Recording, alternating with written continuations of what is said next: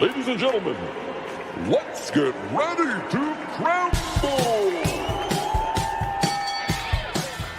I'm Joshua Kemble, and welcome to Joshua Kemble's Livestream. I've been a freelance illustrator and graphic designer for over 20 years. I was an art director for 9 years. And when I'm not art directing and working on illustrations and graphic designs, I'm working on comic books and graphic novels, and that's usually what I do during my streams. And while conversations can go all over the place on this stream, from spicy and entertaining to goofy and silly, one thing stays consistent throughout every stream. I'll always be working on art. So pull up a chair, get your art supplies out, and get ready for an entertaining show that'll keep you company while you work on your own personal art projects. This is Joshua Kemble's Art Stream.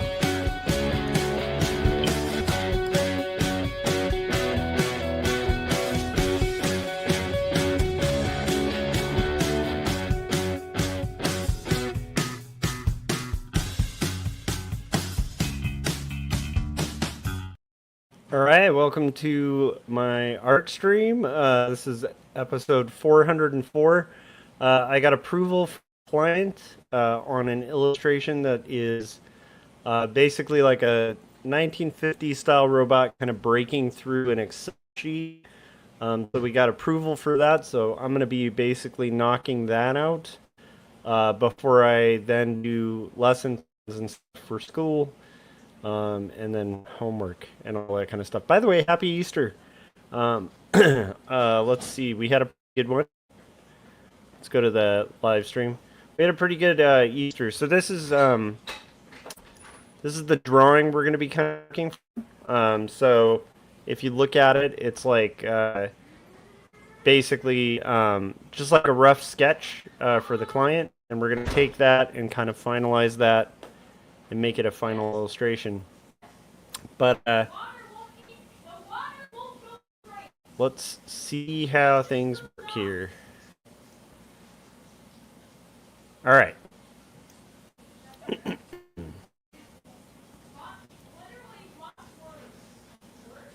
So I'm going to just basically be making this Excel art in the background. We're going to kind of make that first. How are you guys doing? How was your weekend if you're watching? It was good. I hope you had a good Easter. Yeah, we did some pretty fun stuff. We had a dinner with our friends and a little Easter egg hunt for the kiddos. And a pretty chill day, honestly. But to be honest, I got a little behind on my projects. We did, my friend Josh and I did finish our album art for Saboteurs.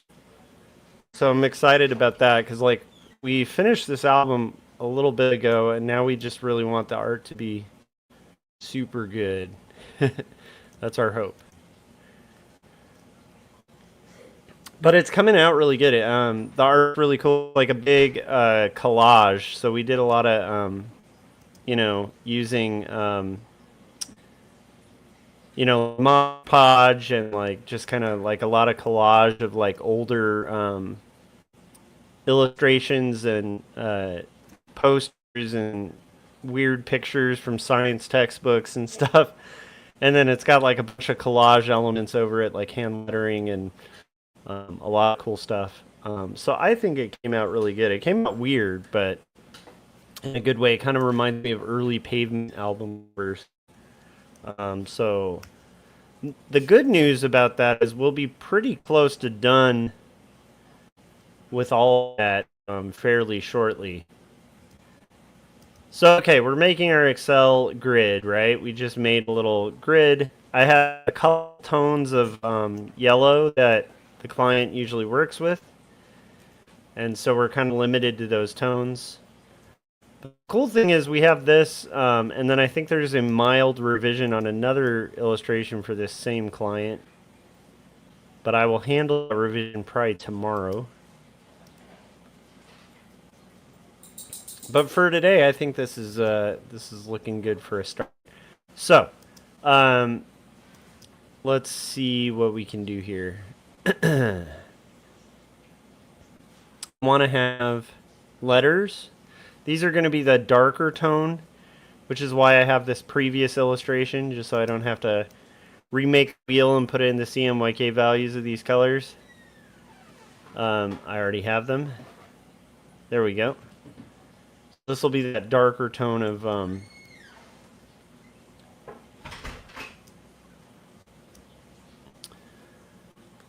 letter. And I thought I had it set. Let's see.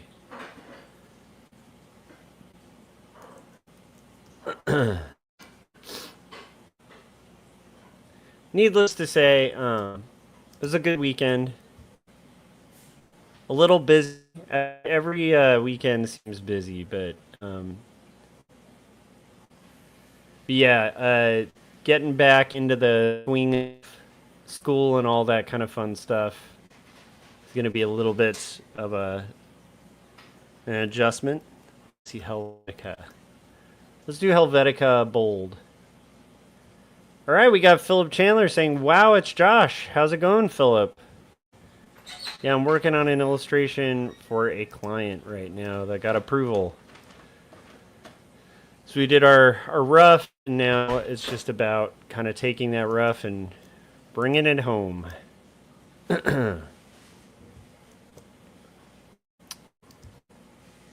I should probably group the grid, but I'm going to wait on that. And again, I have that rough behind me, so that should work pretty well.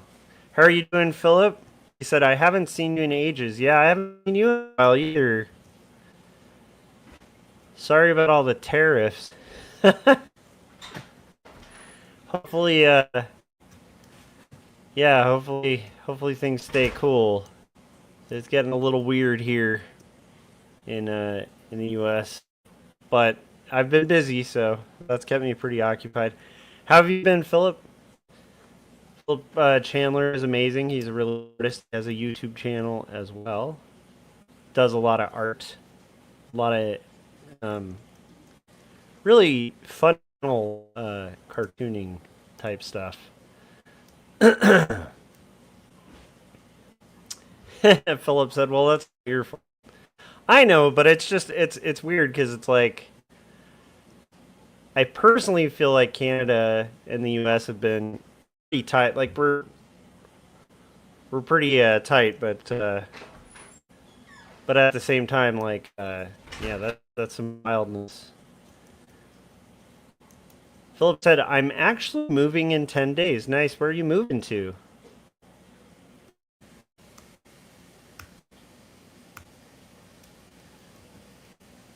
I hope it's a good move. So, just kind of divvying this up. Strange that that's not lined up. Let's try this again. Maybe it's that this this top one isn't even. Let's try something a little more even, Steven. There we go. Now let's duplicate. Boom. Huh. Not liking that. I could have probably made an actual table, but trying to do kind of a quick... There we go. That was what I needed. Okay. So let's do the numbers just for a fake Excel chart in the background. A lot of people might reuse assets that already exist for this kind of thing, but me, I'm not a big fan. Oh, Philip said I'm the victim of a sort of renovation, renoviction. I'm moving to a basement apartment in the same area. Wow, that's wild. So they are basically jacking up the rents or kicking you guys out while perform a renovation under that, guys? Is that what you're kind of getting at? Sounds shady. Sorry you're having to go through that. That can be really rough to get all situated in a specific, apartment or whatever, and then have to move. My wife and I, like, prior to having our kid, well, even after having our kid, but prior to having our kid, we had to bounce from like so many different apartments. It gets kind of exhausting after a while, you know?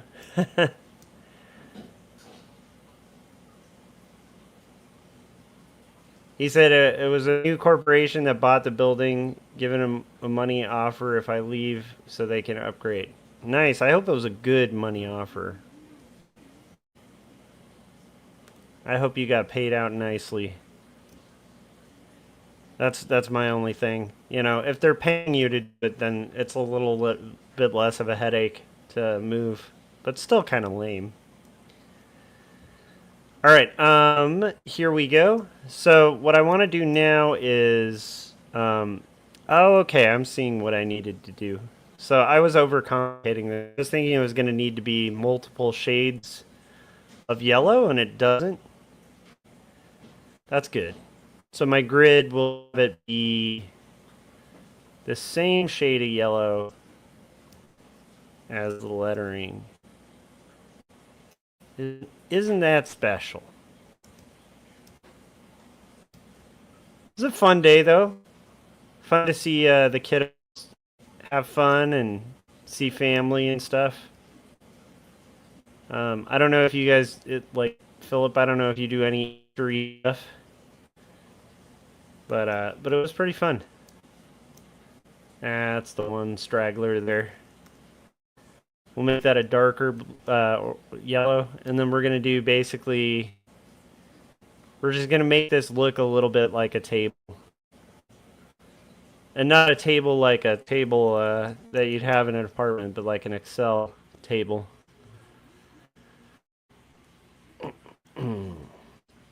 Go ahead and save this sucker. Yep. He said it was okay. I want out anyways. Yeah, I understand. Yeah. He said art projects are on hold. Yeah, well, that's understandable.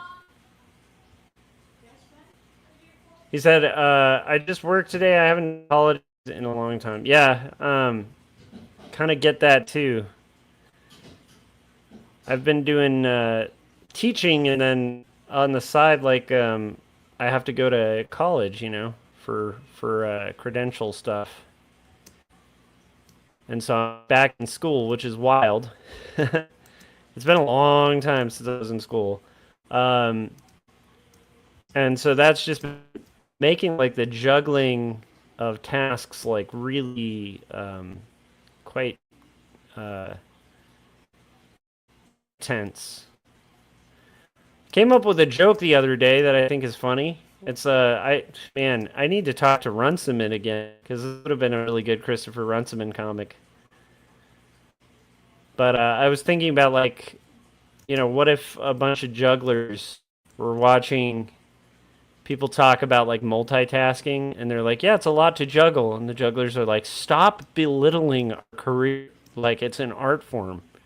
Not everybody juggles.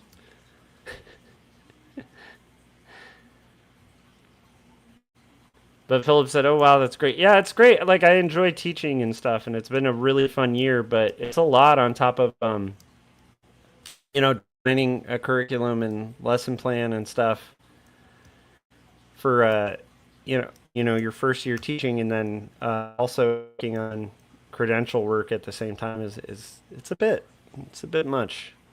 It's not bad, though. It's fun. It's all stuff I enjoy. It's made, like, balancing things like really wild.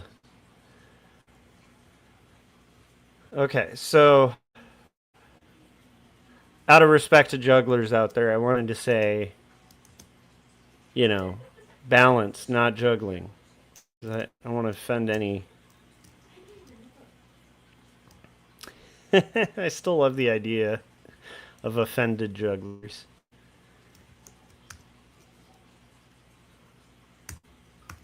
All right, here's our table. This is not high art here that we just did, guys. We're just starting the process. starting the process here. Gotta make sure that's lining up.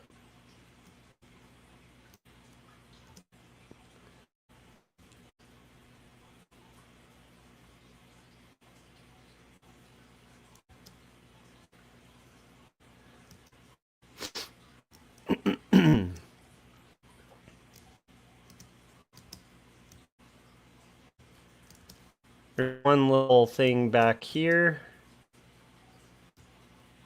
Oh, I think that's just the computer being weird. Okay, cool. Save.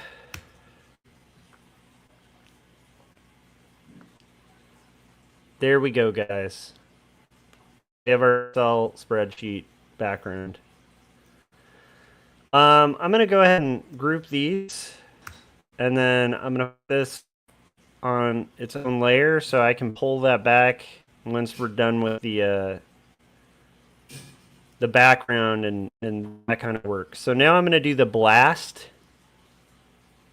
through the page,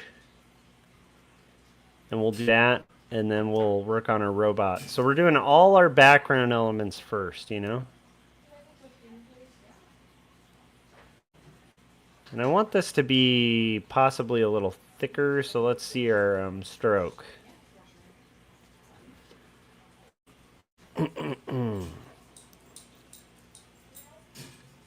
So again, this is going to be the robot kind of busting through.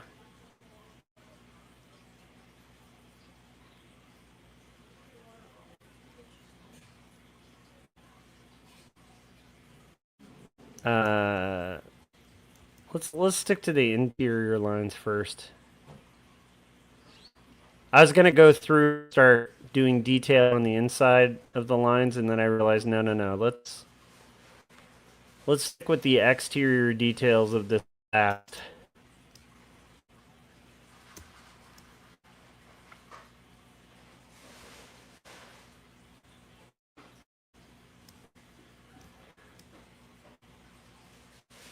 But yeah, anyhow, so Philip, I understand, like, it can be really gets done. I've had to just kind of accept that the graphic novel pages probably aren't going to start getting carved at too much till summer. Because it's just, it's a lot. That being said, I would say this weekend I was a little lazy. Like, I got that album cover done with my friend. And then I got really hooked on grinding on this video game with my son. So we were in a video game that he's really into on his iPhone, and I enjoy as well. Then I got a little bit of stuff done. Philip said it's got a B-movie vibe. Yeah, this client's a lot of fun. I really like this client. They have a specific robot. So I had to like make him kind of noodly little like stick figure-y robot, and they wanted him to look kind of more powerful.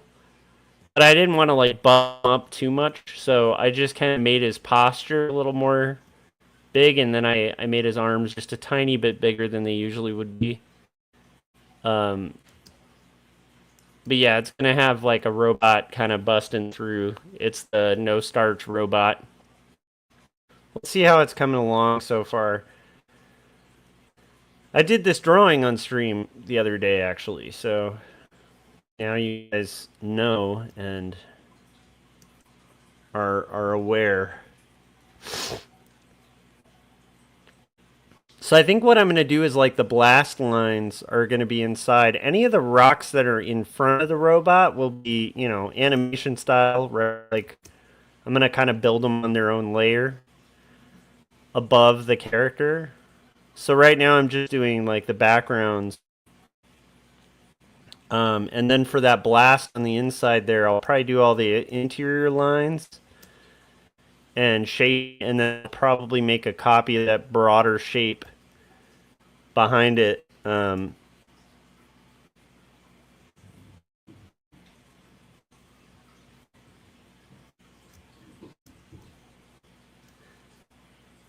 But my goal here is also going to be to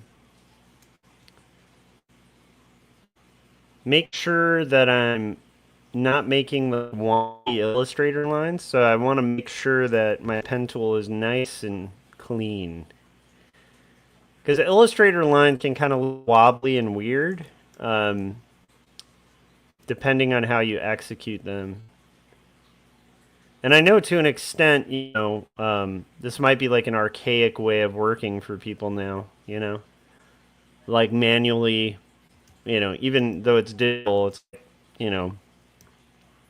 drawing everything and then from the roughs, like completing the drawing and stuff. I know nowadays there's probably a whole contingent of people who are calling themselves artists who don't draw. But I'm of the old school where I like to build this stuff. And I'm glad to have clients that still appreciate that. Let's see here. So we're just going to do our interior blast. I'll probably vary the line weight in a little bit. But yeah, it's funny, Philip. I feel like this job would have been right up your alley for just for a gig. It's super fun. I like this client a lot. They're very nice. But yeah, so I've just had to kind of adapt, like with the with juggling so much. Sorry, jugglers out there. Again, anytime I say that now, I'm just gonna visualize like a bunch of mimes. It would be funnier if they're like mime jugglers, They've got their like French caps on, and they're like, "You said it again. It's just so belittling of our art form." Anyhow,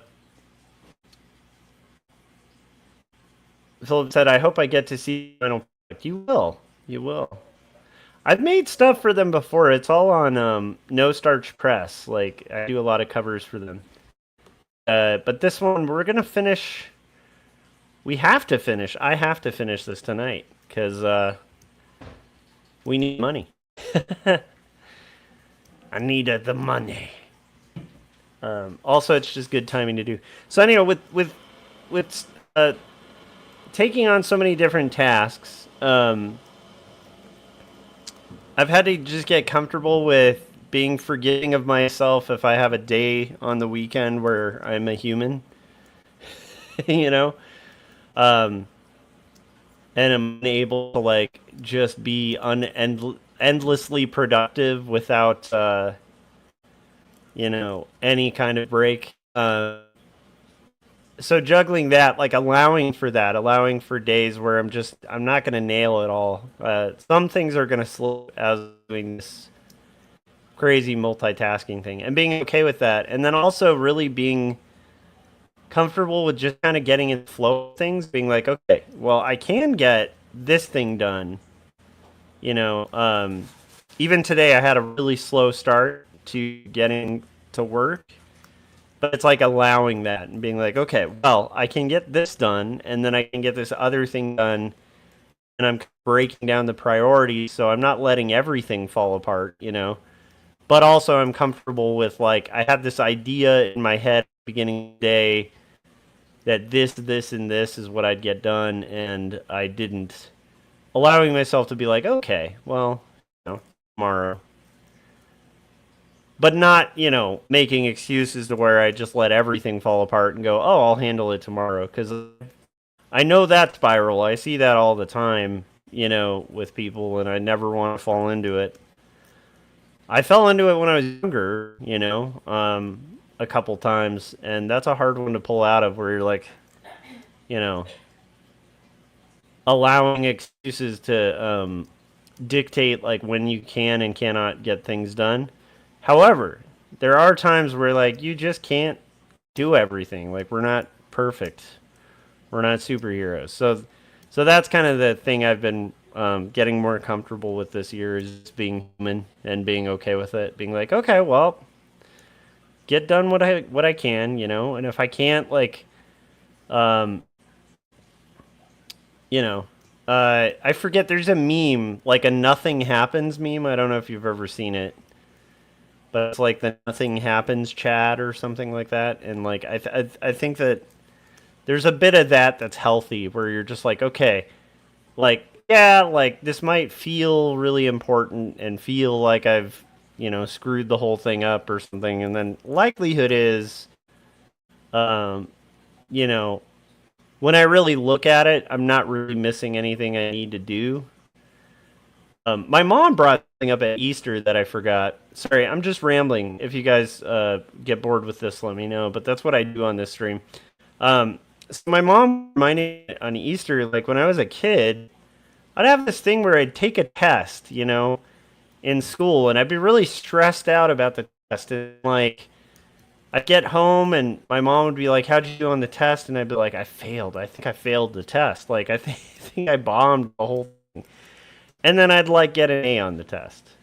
But I did that like all the time, and that kind of thing has followed me into like college and my adult life, where I have this nagging feeling all the time that I've left something behind, that I've forgotten something, that there's something within my control like done better, and I'm always kind of looking for ways to like try to improve and kind of self-analyzing. And I think all of those things are like healthy, but they can be really unhealthy if it comes down to like, you know what, like it's okay, you did okay on the test, like you don't have to you know what I mean? That's what I'm getting at, is like getting comfortable with like, I'm pretty good at this thing, I'll figure it out, um and is everything going to match up to the ideal in my head of how I could, to put it in perspective, it's like, I'd like to tonight get this done, get my exercise done. Those two things will happen. Get my lesson plan done. That's going to happen. But then when I start piling extra stuff, where I'm like, get my homework done for the entire week. No, that's not going to happen. But then if I think about it, it's like, okay, that's not a big deal, because it's not my homework even due tomorrow. So I can do some of that stuff tomorrow. That's okay. But that, I'm just rambling, just kind of explaining my process of thinking, like how my brain works, where it's like, because I didn't get 50 things done today, I'm an utter failure. Like I'll have those moments, and it's like, no, it's okay. It's okay. We're doing fine. We're doing fine. Everything's fine. Well, Philip, like, when do you have to move? And do you have all your stuff packed and stuff, or do you have like a time aside where you're gonna do all the moving and all that stuff? I just like, me, my favorite part of moving is when you get there. This is actually really fun when you move. When you get to a fresh, clean place, it's like completely empty, and you get to unload all your stuff. Like, that's fun because you can kind of take your time with it. Like, I feel like the packing part is just super stressful. Like, I would not want to do that again for a long time. But the unpacking is really fun, where you get to kind of like rethink the landscape and rework, like, think about ways you want to lay out your place. And anyhow.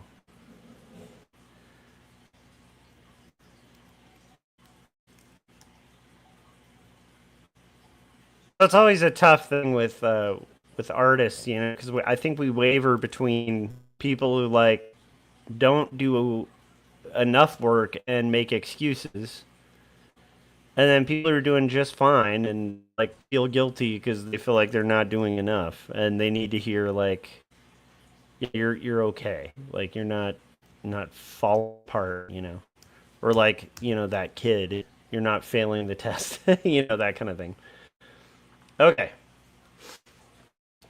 By the way, I'm wearing a flowered shirt because it is Easter, okay? And I just realized this is not pointed in the right direction. That should be pointed there. You can see my crappy Wacom tablet.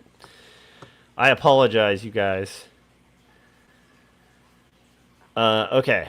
So, I'm gonna add some more of this kind of breaking stuff, and then we'll go in with like a tapered line and start kind of working out some of these interior details. Which it won't need like too much of, and then I'll probably add zip lines and stuff to the background, saving some of them to be over the character, right? I don't like the way this isn't lining up. It's a lot better. That's a lot better. Yeah, that's always kind of sloppy when like points don't line up, and you can tell it's a whack 'em. All right, we're getting there. We're getting there, guys. We're doing an explosion. An explosion of sound and light.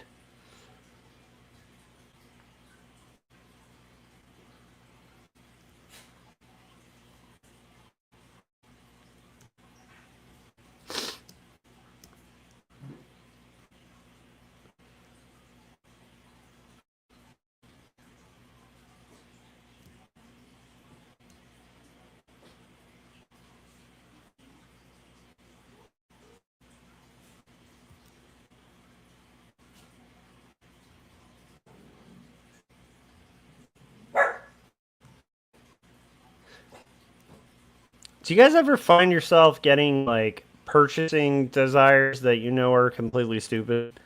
I'm sure everybody has these. I don't have them too often with like, frivolous things. Like I'm not usually like poring over like website looking at, ooh, I should buy this, ooh, I should buy this. But every once in a while.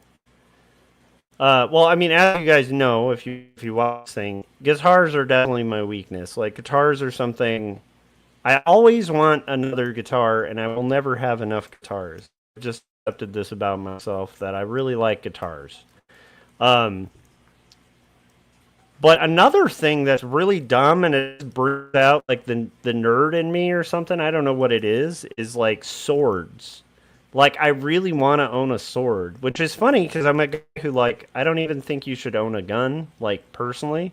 I don't, well, you can do whatever you want, but I feel like for me, it would be morally problematic for me if I ever owned a gun. Like I've just thought about it, and I don't agree with gun ownership for myself. Like, I don't think it's the right thing for me to do. Not affecting you in the slightest. Just my own on it. But swords, for some reason, when I see swords, like I could just be, ordering protein or something on Amazon because I'll order, protein powder on Amazon or something, and it's like when I'm doing that, it's like if I see a sword, it's like 4-year-old in me, like more like a 10-year-old in me looks at it and is like, I want that sword. And I'll get these like pangs of desire to like order a sword. And I know rationally if I get a sword, I'm never going to ever use it. I'm never going to like we might put it on the wall or something, but like what would I do with it if it was on display? I don't think it would really have any utility at all. I think it would be one of those purchases that you feel really good about up until you hang it on your wall and forget about it, and then 2 years later go, why did I buy a sword? For some reason, I just have this like it's in my soul, like to want a sword. I don't know if that's like a dude thing. I noticed Jim is joining us. Jim said, "Hey, you kids, keep that racket down over here." I just imagine him reading it,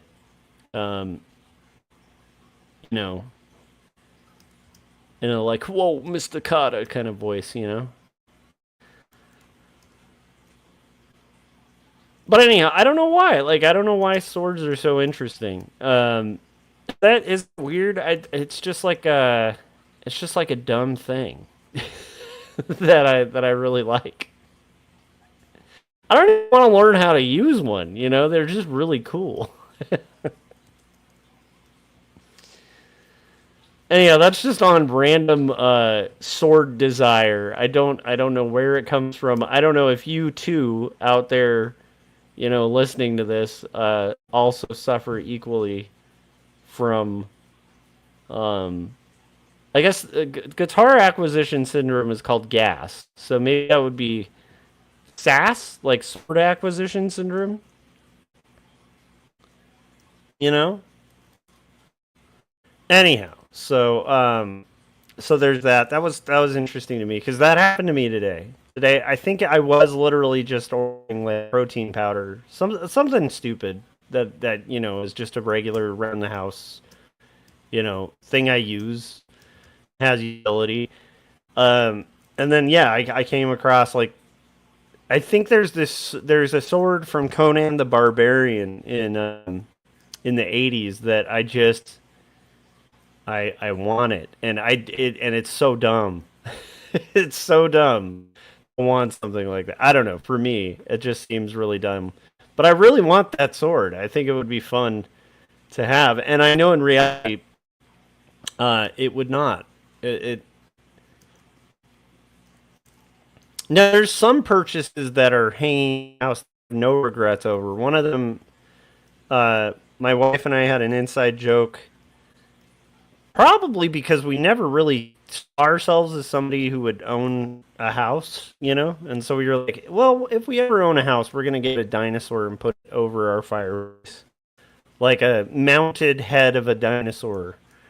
And then we surprisingly did get a place, and so we were like, well, we got to get the dinosaur. So we have like a T-Rex head that looms over our living room.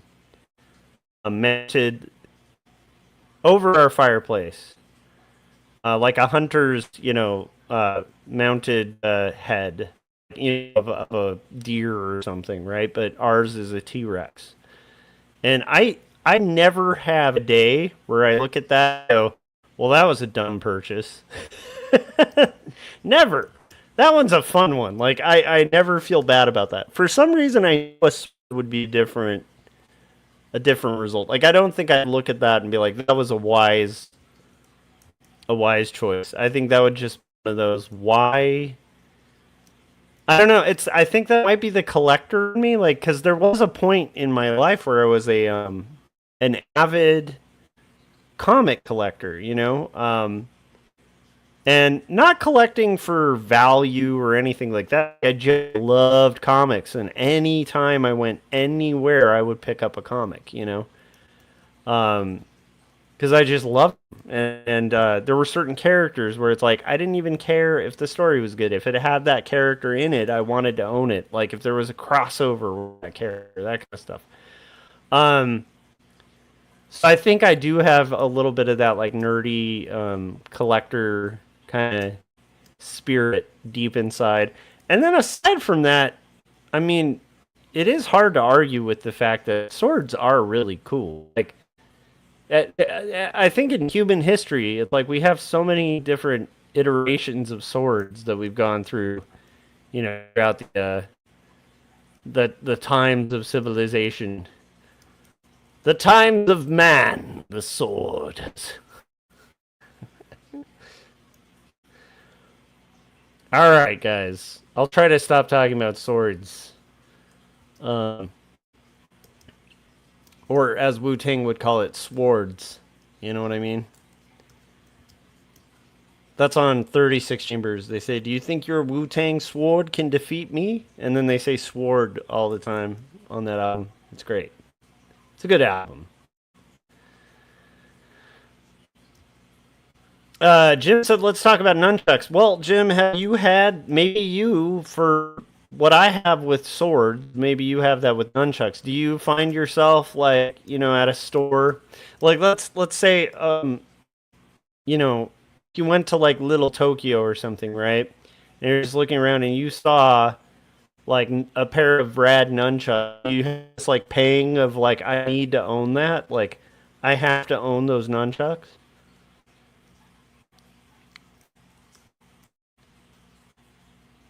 Nunchucks always seemed really impractical, but then when I was a kid and Bruce Lee would rock those, it was like, okay, okay, I get it now. Because I always felt like, even looking at the Ninja Turtles or whatever, it's like the nunchucks weren't the strongest of the weapons. Um, but I guess if you want to, like if you're just doing self defense or something, I guess there's a utility to that, right? Could be pretty brutal too.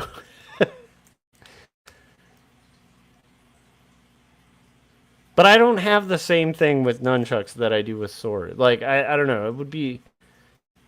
I could see myself like if I became like a really wealthy person, I could see myself having a sword room. It's just a room of just like a million swords. And people are like, "Do you fight with swords? Like are you like do you know anything about swords?" And I'm no. I just think they're pretty cool. That would be it. At least with the guitars I play them, right? But with the sword thing, it's like I have no desire to even use the sword. They just look really cool. At some point I'm gonna figure out what's behind that. What is behind but Joshua Kemble behind the sword? That'll be my documentary on my life. Okay, we've got an explosion, guys. Now I need to do a couple things. So for one, I'm gonna make these oof. Not oof. I'm not gonna make them oof. That would be a strange thing. I don't even know what that would mean. Jim, I inherited my best friend's nunchucks when his parents took all his kung fu weaponry away. He accidentally hit a girl in the leg with a throwing star in 7th grade. Did you have a pair of nunchucks? That is hilarious. That sounds like the beginning of Jim Luhan, like the crime fighting story. You know what I mean? You're like, well, first I just inherited these things, and then, eventually I had to fight crime with them. I mean, what else are you gonna do? I'm actually liking that kind of superhero story. Very like, well, I mean, so I had the nunchucks, so what else was I gonna do? It's like a very like nonchalant superhero origin story. This could be fodder for something too, where it's like, you know, so then I fought crime because, that's what you do, right? And you're like, wait, what?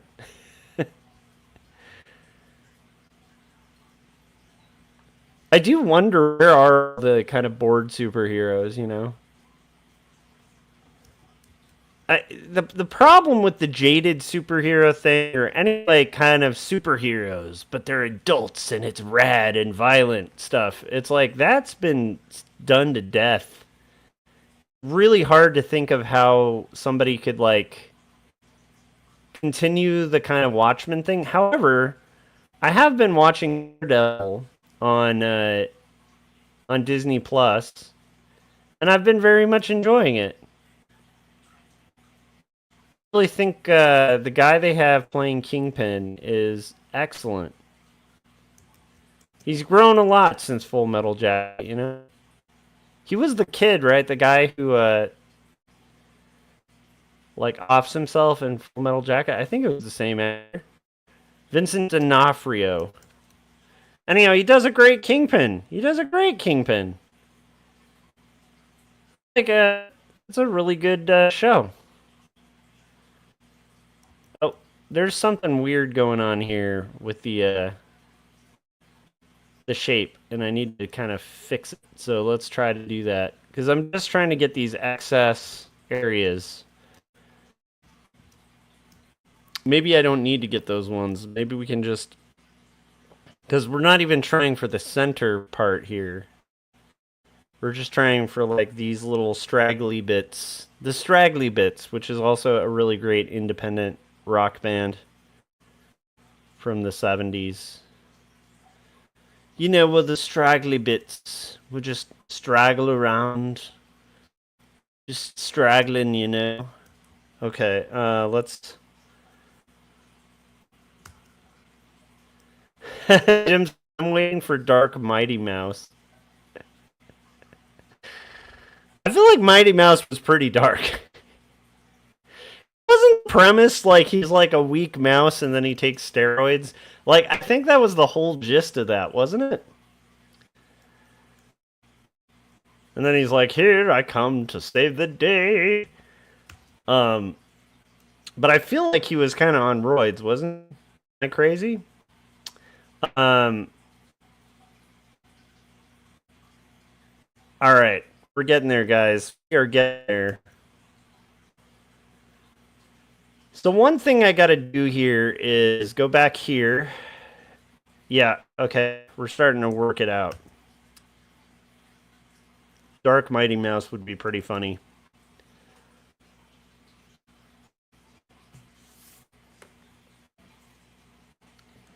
Yeah, I think maybe dark cartoons in that style, like the style of Mighty Mouse, I don't think that's been overdone.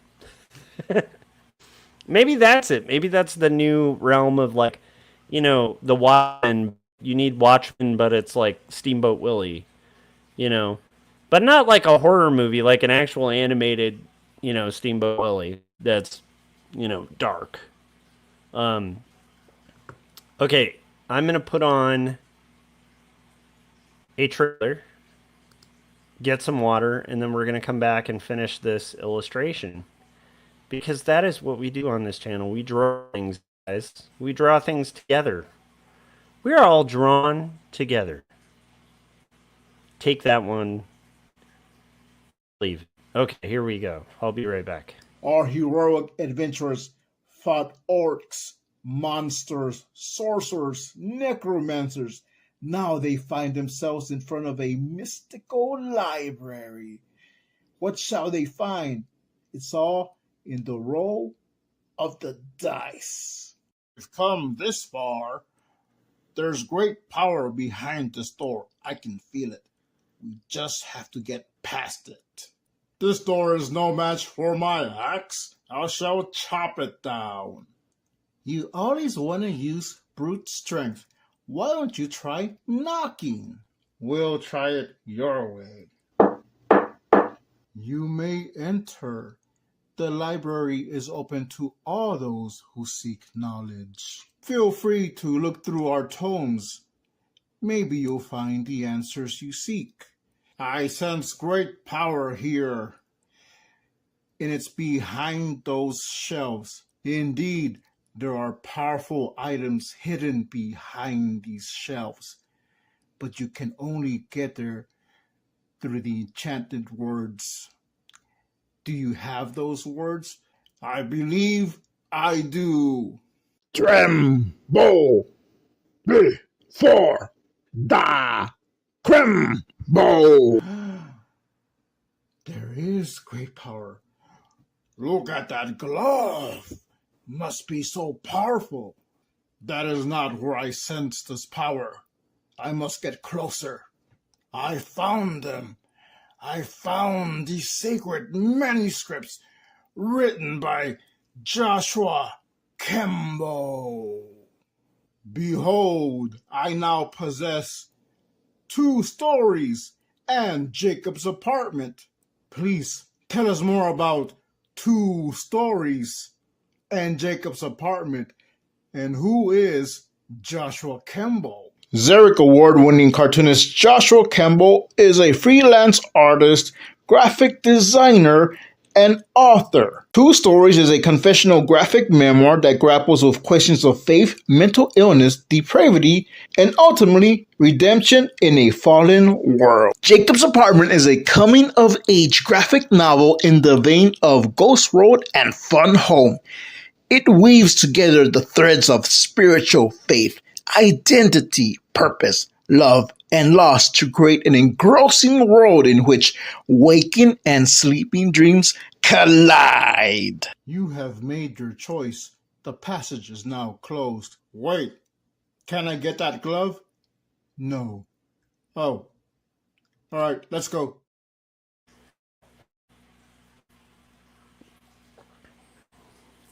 All right, guys, welcome back. I am working on an illustration for a client. We're piecing this thing together. Now I need to add the little zip lines and all the details and fun things like that. So we're going to start with, you know what I should do? Okay, I'm going to actually start with this, and I'm going to make this interior actually, not this interior, but we'll copy this here, this part, and then I'm going to make this interior black. Let's see what happens. And then I'm going to copy the parts here, and then I'm going to need to make those white on the fill. Look at that. Okay, we're getting there. Ooh, I accidentally moved it. There we go, white on the fill. Okay. Then save. Philip said off to bed. Good to see you again, though. Nice. Enjoy your sleep.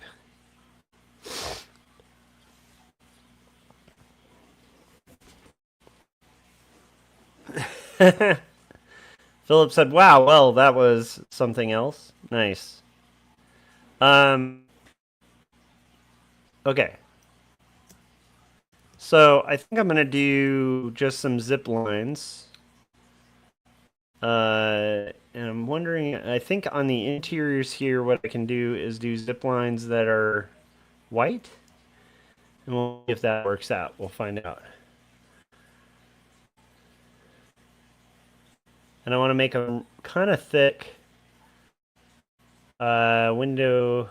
Okay, we'll see here. Stroke.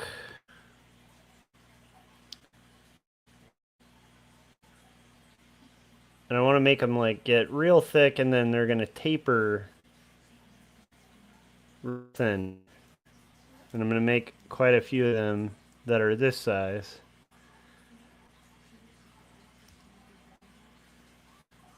And I think I'm going to do, check my pen settings.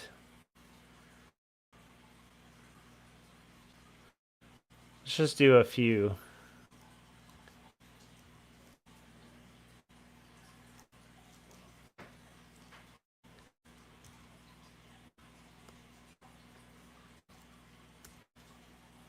Because again, this is going to be kind of in the background. But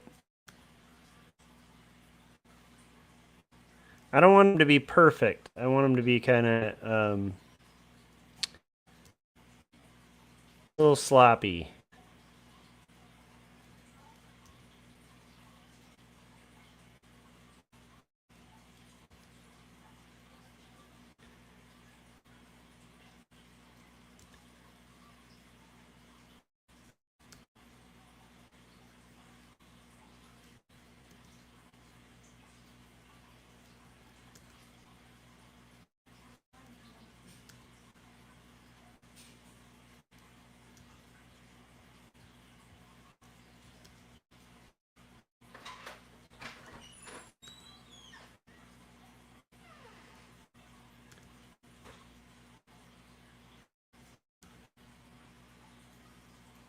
Let's just check out how they're coming along so far.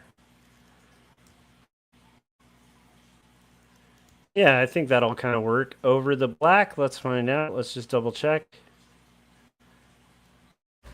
Yeah, I'm kind of digging that. That's pretty good. Okay. Good. This did a mess up and made kind of a wonky edge to that line. Do want that one to kind of go over. That'll work. Okay. Let's just make this blast kind of done, and then once we're done with that, I can start adding light and shadow.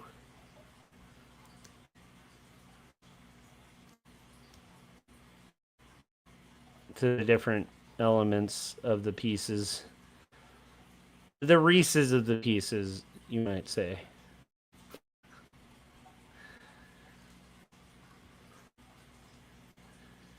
All right.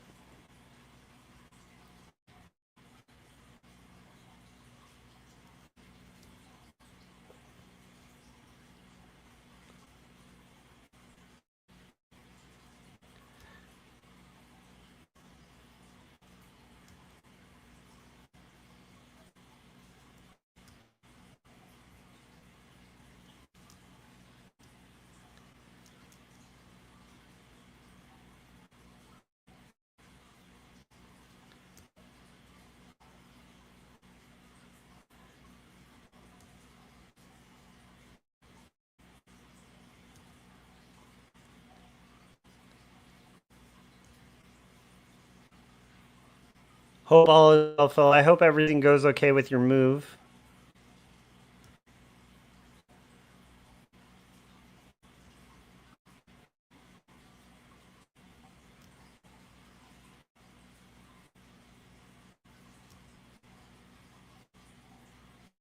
And we're just going to do one last little zip line.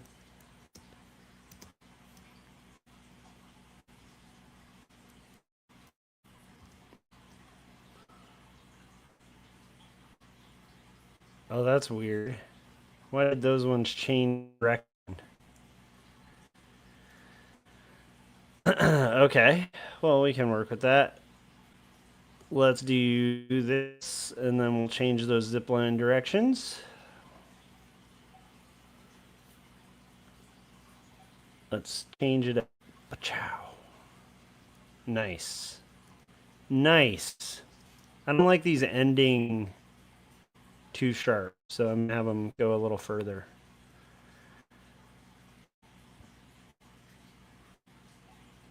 Okay. Now let's see how this looks. So if I do this, we take out that. Got some pretty good zip lines here. There's a little bit of a craggly line that I somehow missed to fix it. Stray line. There we go. And then this, I don't know why that happened there, but let's fix that up. Yeah. Okay, that'll work. Now I want to do a little bit of the kind of freestyle lines above that. So I'm going to go ahead and pull up our reference again, and we'll kind of start getting into the freestyle lines that are going to be black. But not any black. They have to be the black that I'm using on this thing. Okay, then let's just start adding these little deets.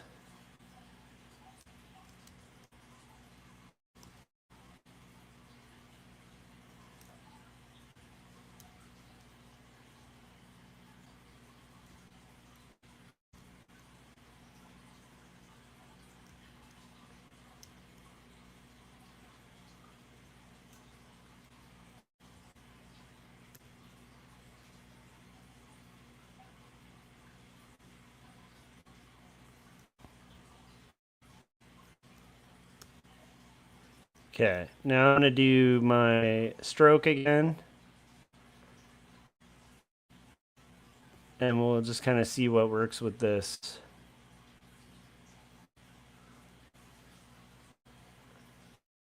And rotate.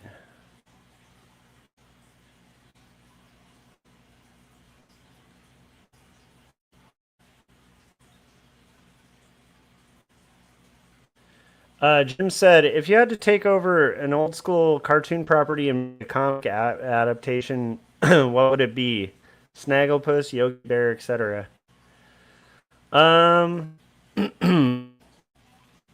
Taking over an old cartoon property. I don't know how well I do on properties, honestly. I really tend to just be like kind of an individual, alone kind of guy when it comes to stuff, but an old cartoon property that would be fun to take over. I really love Felix the Cat, the original Felix the Cat, so like the black and whites. I think it would be fun to do modern, silent Felix the Cat cartoons. Is that a cop-out? Let me think of other ones that I like that are like those old school cartoons. A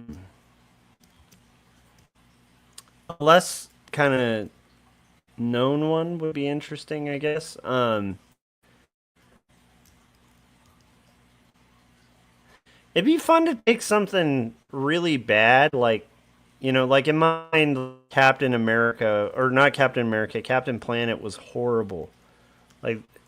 Like when I was younger, I and I know some people might have liked Captain Planet, but I didn't know anybody, you know, in my age range, and my age range was who Captain Planet was aiming towards, who liked Captain Planet. They just kind of watch it because it's on, you know. So I feel like that might be a fun reboot. Like, how would you make Captain Planet good? Because it was so bad. Like, the art was bad, the character designs were bad, the color was bad, like the character work was bad. Um, and I usually don't crap talk stuff, but that was a uniquely horrible cartoon.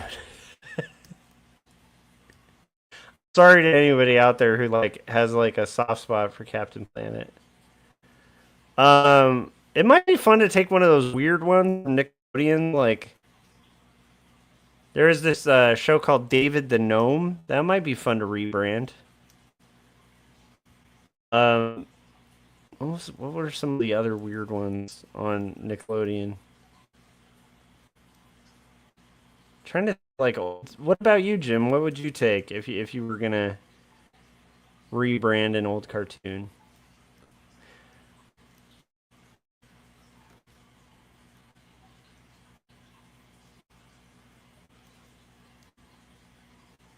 What was the show where they had the Wonder Twins powers activate?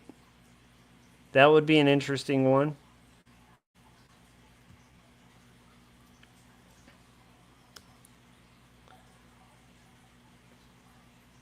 It's funny 'cause I'd love to pick something like a little more awesome, like G.I. Joe. Like G.I. Joe would have been really fun to like reboot, but also super intimidating because like, you know, there's a lot of sentimentality attached to like the original. Even though I don't think the original was that good. Like I've tried to rewatch some of the old G.I. Joe episodes and stuff, and they're not good shows. Like kids have a lot better access to really great things.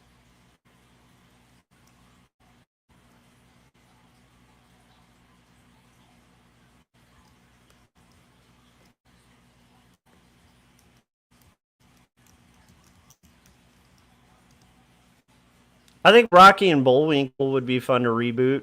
I'm sure they've already tried to, though. That's the problem. A lot of what I'm thinking of has probably already been done. Rocky and Bullwinkle would be great. Any of those UPA things would be really fun to try to relaunch. But the problem is UPA was so good. Like that's why it's like my temptation is like to reboot thing that really needed work. You know what I mean? Like I feel like if I had to handle a property, I think those Marvel writers who'll take, you know, a character that's like kind of obscure and kind of make that a cool thing. I think those guys are onto something because, like, I think that's a lot more free than, you know, like let's say Marvel Comics hire you and you take on like Superman. You know, like you're just inevitably gonna kind of probably not do a great job. Might, but chances are you're probably not going to like tread on any territory that hasn't been, you know, tread on because it's like it's well trodden territory. So if you do something amazing with that, you know, I think that must speak really well to talent, you know. But I'd love to hear yours, Jim. I'd love to hear what which ones you would want to do. Yogi Bear might be fun to kind of reboot.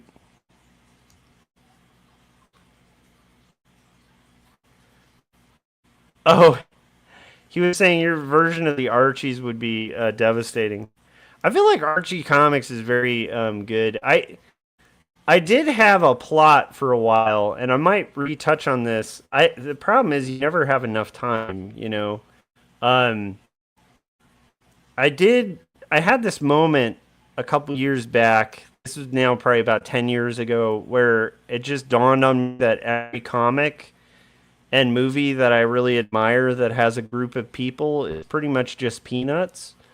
Like everything just breaks down to the characters from Peanuts and their dynamics. Like, it's kind of wild. I can't remember what. I think it's like And I know some people didn't like this show, but I liked the first few seasons of How I Met Your Mother. Like, I really liked them. And then I realized they had just pretty much done Peanuts. Like, every character in that was just Peanuts, and the main character was Charlie Brown. Like, um, it's shocking to me how much that holds. So I was thinking it would be fun to do like a series where I'm just intentionally making like Peanuts characters. They wouldn't look or dress like Peanuts characters. Just being really on the nose with it and seeing how far you could go. Kind of taking those character tropes, because I feel like Charles Schultz really laid out a really good group dynamic that could apply to almost any group comedy. Um, like and what I mean is like the psychological like character traits, of the different people. Um, you know, I don't think I'm alone in thinking this. I bet I could probably look up.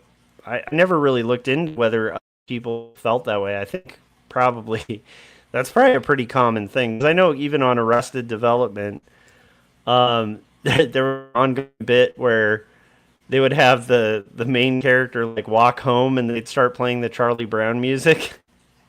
And there's one where he even walks home all disappointed and sad, like kind of like ugh. And in the background, there's actually like a doghouse, like that's like Snoopy's doghouse. Anyhow, so if they thought of it, I'm sure it's like not a unique thing, but I think that would be a really fun pool to play in. I don't think I'd want to touch like Peanuts as a property like Charlie Brown. I don't think I'd want to touch that because it's just so sacred. I don't know if that makes sense. It's like sacred ground. So if you get it wrong, you're like really desecrating something great. Um,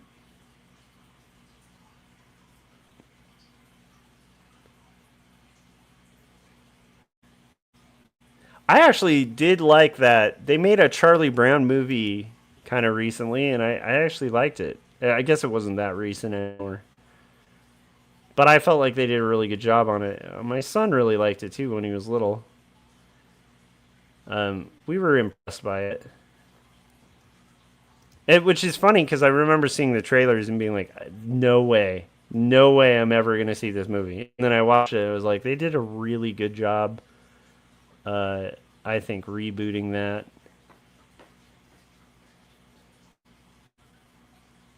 Kind of stayed true to the themes and characters and stuff. So I'm going to try to get all the shadows here. I'm doing this on a different layer too. Just so I can kind of see what's going on here.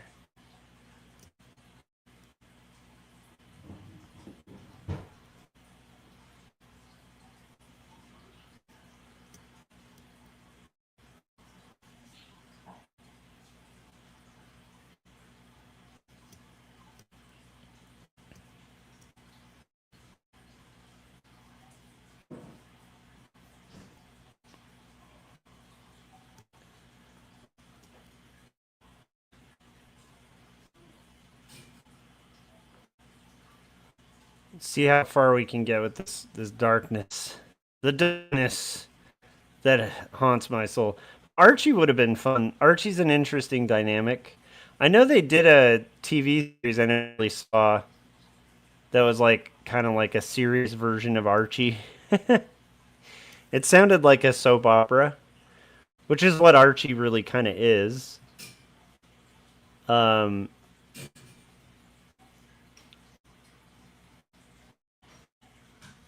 Oh, Jim points out a really good one. Droopy or Snagglepuss? Droopy would be awesome, dude.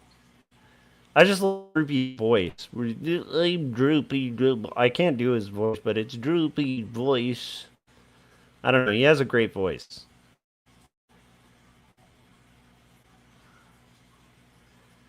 Trying to think of another rebrand kind of thing. There was a cartoon. It wasn't a comic, but it was like a kid's book that I really want to track down the originals of. My birthday's coming up in case anyone on stream wants to hunt down if they exist.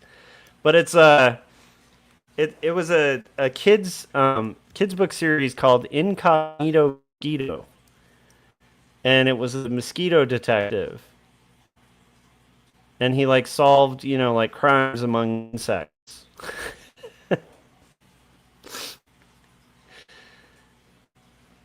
I was really obsessed with that, to the point where when I was in high school, and we named a song, one of the Kung Fu's, my old band,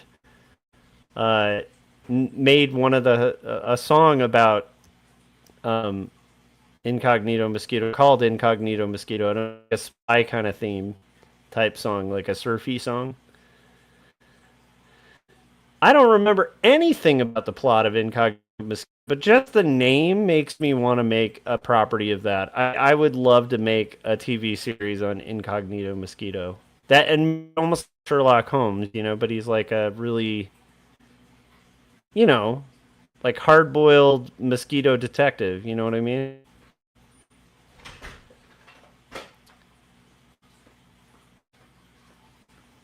I think that would be a fun rebrand. I really loved that series as a kid. That was that, and there was another series called Amelia Bedelia, and I think it was a maid who just was kind of very literal.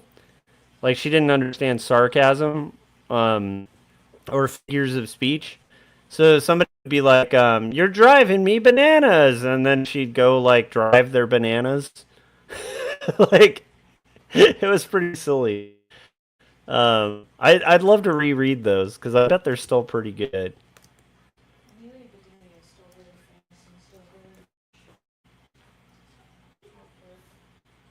Yeah, Mai was saying Amelia Bedelia still is out there, so that's good. But the Incognito Mosquito, I have met a lot of people who've read those. They were just a library find, where you're a kid and a kid who likes books, and you go to the library and you find Incognito Mosquito and you go, huh?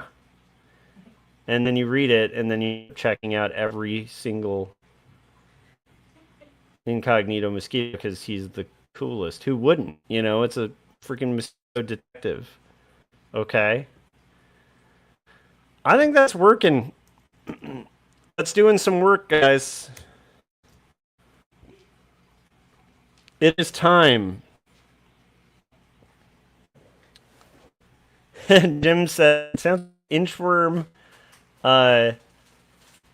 inchworm private eye. Corey said, how is this live stream here invisible? It says 404. I know, I was going to make a joke and I think I kind of missed an opportunity. I could have had this whole episode just say 404 error, and it nothing happens. It just has the 404 error on it. Yeah. Yep. All right. Robot time, guys. We are background, right? You know what? I kind of feel like maybe I should I do the coloring? Let's do the coloring too. Let's do the coloring too. We'll add a little bit of color to this background. That way the background is just not a concern anymore. That's my main thing is let's just make it so that I can just focus on the primary character.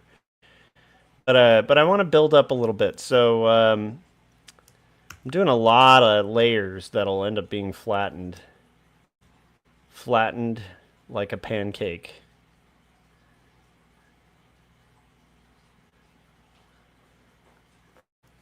Yeah, it's always interesting thinking about plots and stuff that you would do as a creator. I always find that to be a really fun conversation.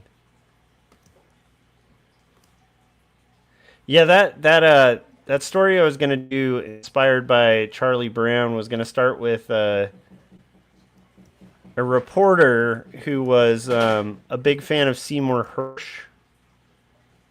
and viewed himself as like a big investigative journalist kind of detective type reporter.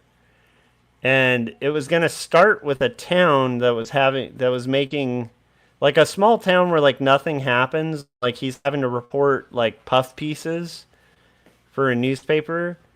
And so it was going to start with him having to write an article on like a place making the world's biggest pancake. And this is a guy who wants to be doing like hardcore investigative journalism, you know? Um, Anyhow, it was going to be about him and his circle of friends. And, you know, I think the gist was going to be it's this person who wanted to be, you know, like a superstar and an important reporter and starts realizing that they're, you know, slice of life, small, kind of what feel like insignificant, you know, articles are actually making an impact and making people happy and like kind of becomes more comfortable with himself. But it's going to be a long series and stuff, and I know it was going to start with the world's biggest pancake article and a very sarcastic, you know, frustrated reporter kind of talking about the article, the piece they have to write, and the enthusiasm they have to fake. And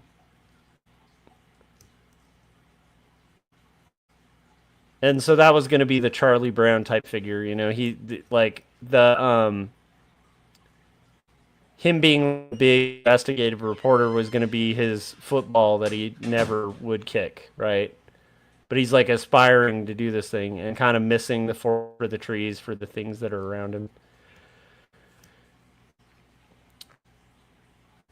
So there you go. That was that little magic plot thing that I had kind of stewing. And yeah, I had a whole thing and a whole arc and stuff it was going to follow, but that one may never see the light of day. That's the thing about being a creative. You're going to have a lot of ideas, and to be honest, you know, it's going to be hard to them. Luhan gets to like tons of them, and it's been pretty fun to see. By the way, Jim, I think we have Gaz on Tuesday because he's going to be doing a Kickstarter for the Horror 84, and of course we want to support our guy. But we got to get you on to talk about we got to have you on again, Jim, to talk about unicorns. I'm so excited about that series, man. Like, stupid excited about it. I saw that link you sent. I haven't watched Jeremy's stream yet, but I'm guessing that's pretty cool that he drew John Henry Unicorn. Jim said, book mine sometime in May. May is the best month in the world. Just so you guys know.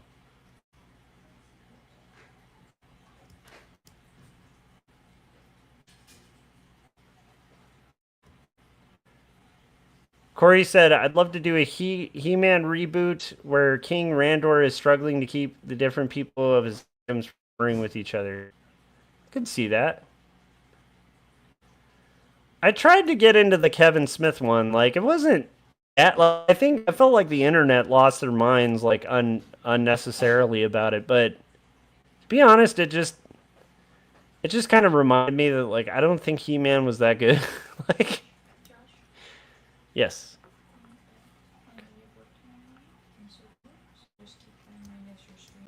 Yes. So yeah, it is interesting to think about the reboots. Corey was saying the Kevin Smith one sucked. Yeah, but like the weird thing was I kind of felt like yes it did, but then I was thinking about like the original kind of sucked. Like I don't know. The whole thing kind of sucks. There were a couple moments I liked though. But I don't think I stuck through with it for the Kevin Smith one, so, you know. There were some moments that were interesting.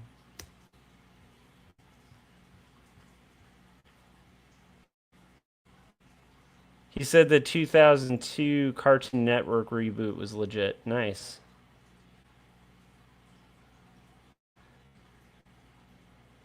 Who named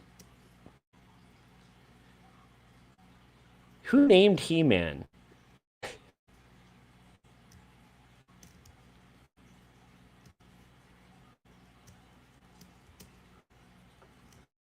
It's kind of a funny. It's just kind of a funny name.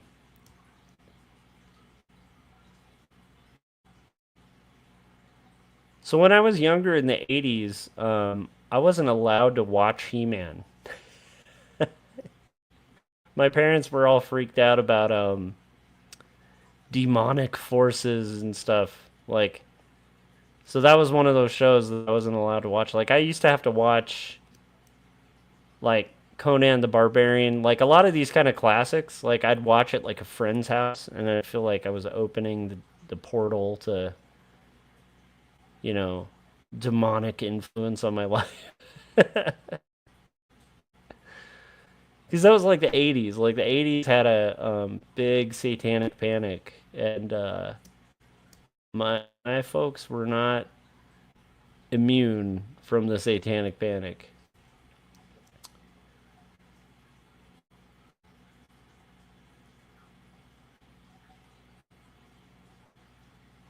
But honestly, I probably wouldn't have gotten into a lot of the music into today if it weren't for that, you know, because it felt so illegal. Like finding, you know, like metal albums and listening to like Slayer and stuff. Like, whoa, this is, you know, this is dangerous. This stuff's gonna open that portal. Corey said there's a whole episode about the toys that made us about. And that was fascinating. That was entirely fascinating. Like, how a lot of the characters were just based molds that were pre-existing that they could kind of rework. It was really, yeah, it was really fascinating. That's a great series, The Toys That Made Us.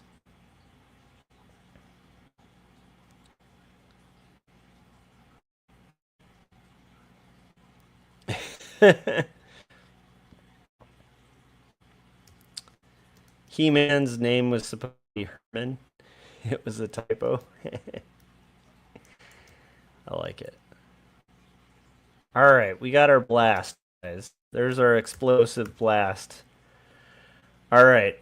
Now I'm going to draw the robot. Now we're going to get into the fun stuff. Now let's draw some robot business. Boom. This robot right here. Which robot you say? This robot is what I say.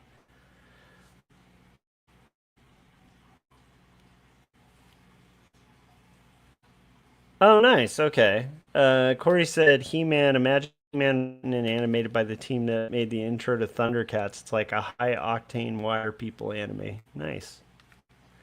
All right, guys. I'm going to put on his trailer, and then we're going to draw this robot. So I'll probably be streaming for another 30 minutes to an hour. I don't think it's going to take much longer to get this robot done. You can quote me on that 5 hours from now. Okay, so let's put on a trailer, and then I will be right back. Here's Wordzoid. Well, Peter, since I'm such a big music fan, I'm gonna have to go with Karen Carpenter.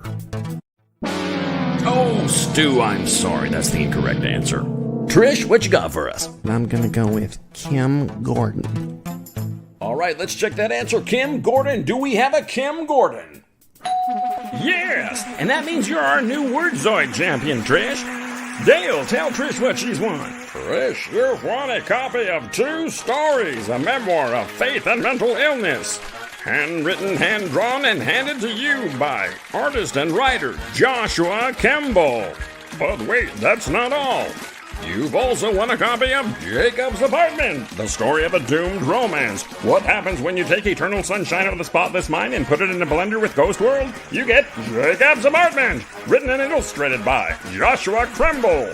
Trish, thank you for playing Wordzoid. All right, great job, Trish. I was told I was gonna get a lifetime supply of paper towels. You know, it actually would be pretty cool to get a lifetime supply of paper towels. I was just talking about that the other day. Do you guys remember at the height of the when COVID hit, the crazy um like the toilet paper thing? It was so weird. Like everybody lost their minds and thought they were going to run out of toilet paper. So the panic itself over that like created like a shortage of toilet paper. It was like the weirdest that like it was not like if somebody said like be panic buying, right? I just wouldn't have envisioned it being toilet paper, you know? There were like news articles of people getting in like fight over toilet paper. It's like really weird. Like just a it was a really strange time. Um yeah. Okay, so needless to say, if another event goes down, just chill on the toilet paper. It'll come around, okay? Or buy a bidet. Um okay. That was a fascinating time in our history. Um I feel like yeah, it'd be fun to take over a party, I guess. I don't know. Like that's the thing. I really I don't know if I'm a playing in other people's pool kind of person.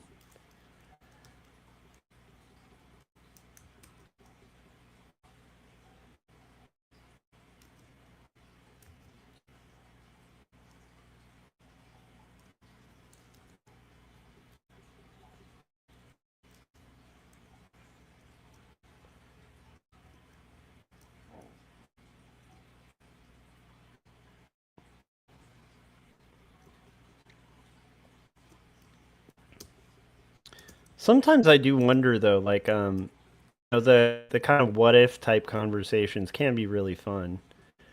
Where you start just kind of thinking like what if you did this but, you know, kind of more in this angle or something. Even that thing I was saying about incognito mosquito, you know, that got me interested. Where I'm like, I wonder if you know, not like entirely serious, but if you took a more kind of serious approach to something silly like that, um, you know, where it's a detective mosquito, you know, I think that could be really fun.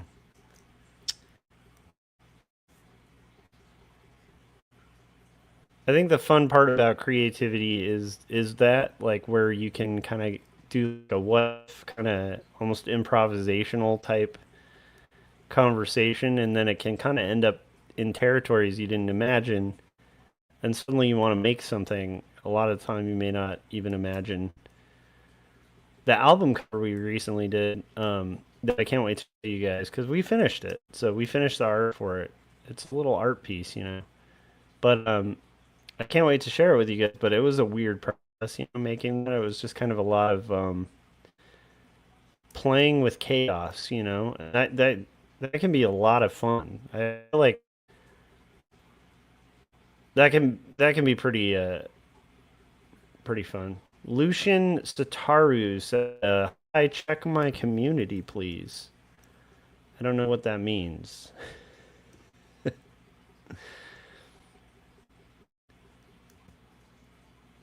but I don't know what that means, Lucian. I'm sorry.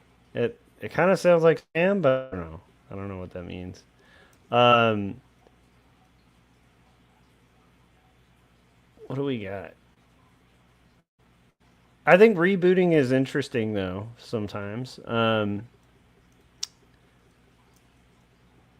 you know, I think sometimes revisiting things with like smaller characters can be really cool. I'm really excited about Andor. Um, I feel like that's a really good example of like, you know, playing in a pool that's like a wide universe.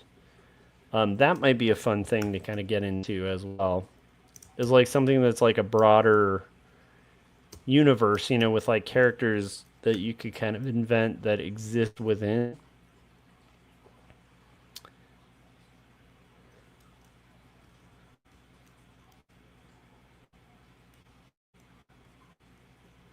but I think that also like I kind of there's times where there's times where I'll kind of feel like almost bad for people who are stuck working with a property that's loved, because it's like I'm sure money's good and stuff like that, but like there's no way you're gonna get it right, you know. But then there's things I really like I remember I think Rick Remender took on the Punisher, and he basically made the Punisher zombie, which I think is kind of fun and different and hadn't been done, and I know it angered a lot of people in the community. I think it made a lot of people in the community really stoked too, but you know, I think that kind of thing is noble. But you know, if you're gonna do it, you know,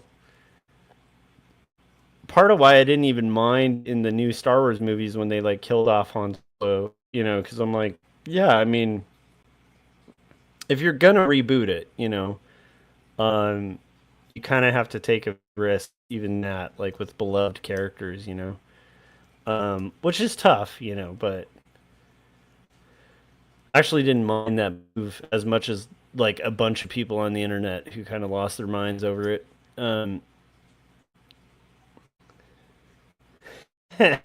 Corey said, Lucian is gone, his community got to him. Oh no. Lucian, your community doesn't sound very accepting. He like mentioned the community, and then the community was like, no, but mention the community. And he just disappeared.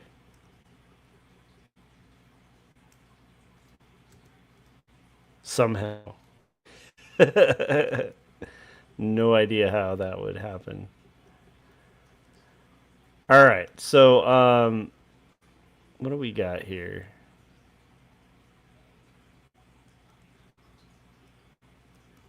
So at this point, the fun part, because like this robot is not complex, you know. So now it's just kind of about let's make it happen with this robot. I need to turn off the other layers now. So that's what I'm gonna do. And just remember to turn them back on in a second. That way we can kind of review it. Okay, how's he coming along? Yeah, he's coming along okay. Feel like I might have made a mistake here. Oh, maybe not. But I think my sketch had it right, having it come out a little more. And this could go a little bit more like this. Okay, cool. Now we're going to do our little lines that go like this. Like so. Like so.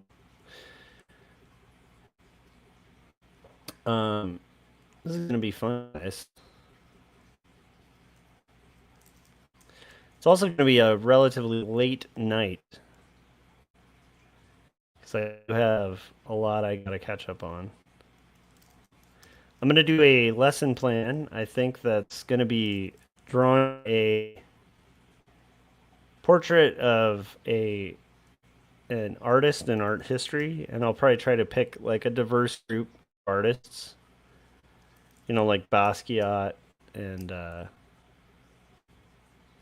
Frida Kahlo and stuff like that. And then basically they're going to do grid portraits, but this time the grid will be divided among the students, so that each of them get like a square of the grid, and they can kind of work on the grid itself, like the square itself, and then we'll combine them all and make like a giant mural kind of portrait, which I'm sure is an assignment that exists.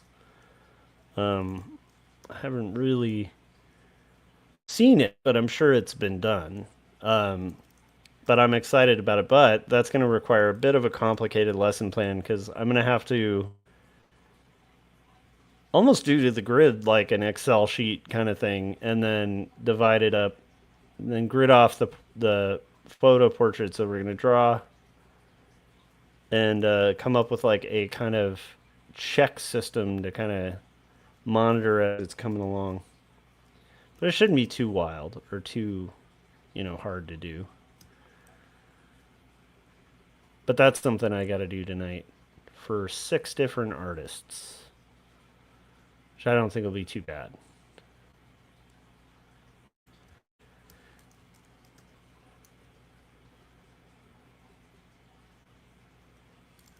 Do you guys ever find yourself like having to kind of forgive yourselves for having a weekend?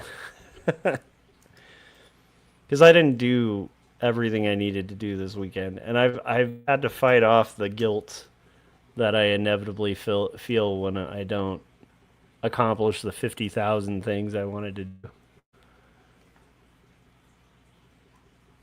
I get better at it every year, though, kind of accepting fallibility,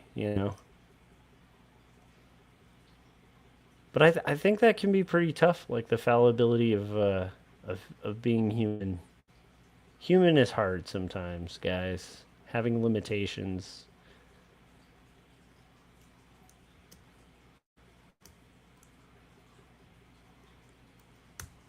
Okay. We're getting there. I don't like those tangents at the top. Really don't like those tangents. I'm going to fix those tangents.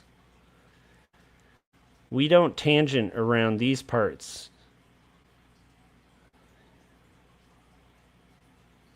Well, I mean, verbal tangents, actually, I do all the time, and I'm okay with those, but like visual tangents, do not. Do not. All right. Well, let's continue.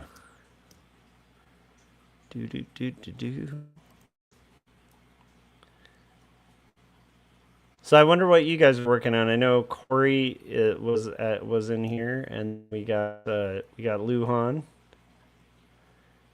What are you cats? What are you cool cats up to? You hip cats.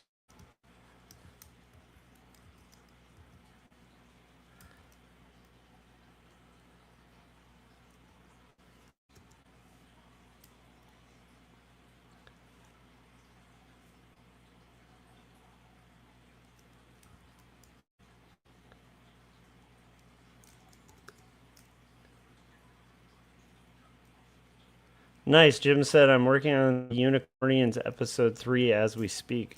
Nice. What do you do when you're listening to like podcasts and shows and stuff? Are you working on usually the visual assets of it?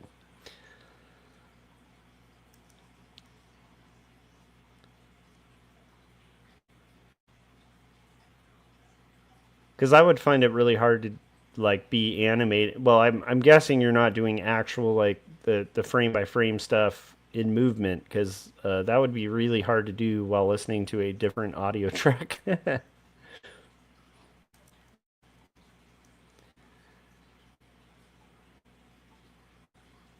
Yeah, he said the only time is when I'm matching the audio. Yeah, that's what I thought. That's what I thought, Jim. Wait, did you say episode 3? So is episode 3 out, Jim, or are you just kind of keeping them in the back burner? Did I miss episode 2? I hope I didn't miss episode 2. If you've already posted it, I didn't think you had, but let me know, because I'll watch that directly after the done, if it is out. I'm really excited about the Unicornians. Again, if anybody's watching, they're like, what is the Unicornians? It's like, it's a cult of John Henry Unicorn.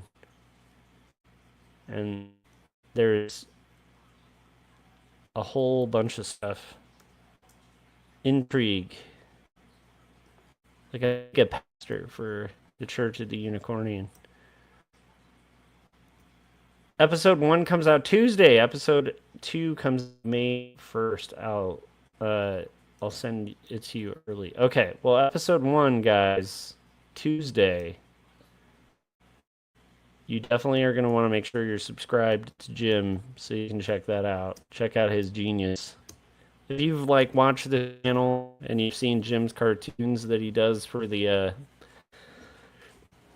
breaks, like the little commercial segments and stuff. They're amazing, and they're just like a very small taste of Jim Lujan's kind of brilliance. So make sure you subscribe to Jim's channel, because you're gonna want to watch that drop. Plus, the first episode is super cool.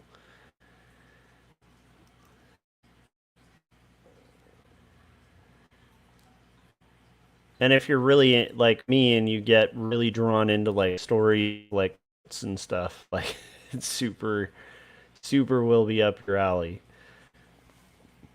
All right.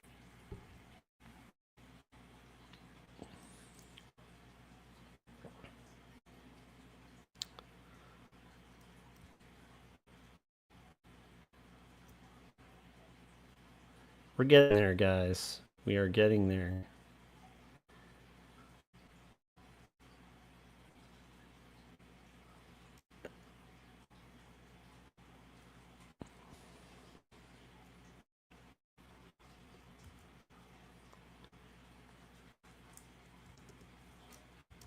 Jim said Josh has literally been on it in my cartoons. It's true. It is true. I am an actual character in the Lujan verse. Yeah, and it's extremely flattering and fun.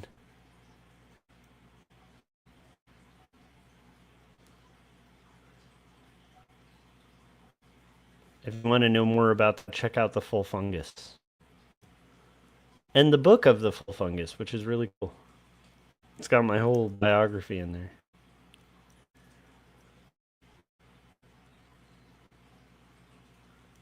All right, so we have this going on.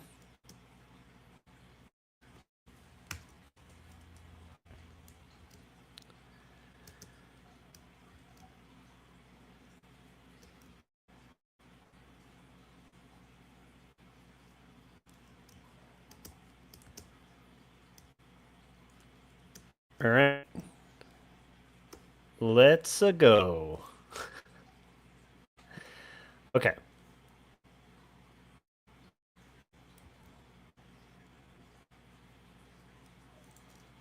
I want to take my son to see the Minecraft movie. He went to see it already, but I didn't get to see it with him.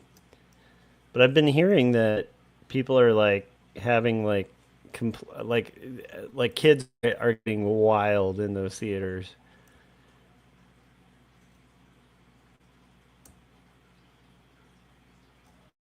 And I did hear Jack Black's beautiful song.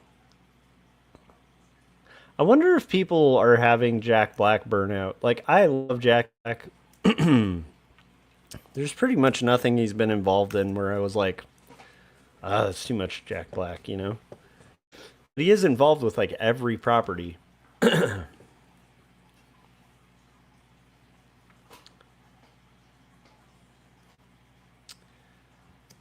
Jim said, can anyone tell me what part the kids throw popcorn in the Minecraft movie? I think it's, what is it, the turkey jockey?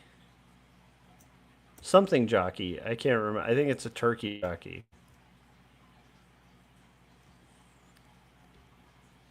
I don't know. I know it's like a, I can't remember. I don't know enough about Minecraft proper. Like, my son is like super into playing Minecraft and stuff. It's like a whole inside joke. Minecraft players.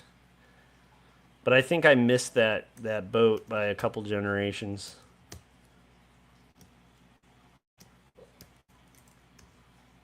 Oh, chicken jockey. I think it's called chicken jockey.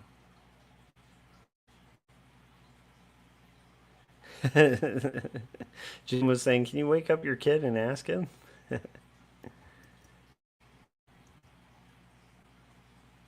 But yeah, I think he said it's like a rare mob that appears in the game.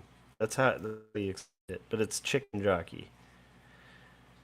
But I kind of want to see it because I saw the lava chicken song and I was like, okay, I like this. I just wonder how much of it I would understand because I've never really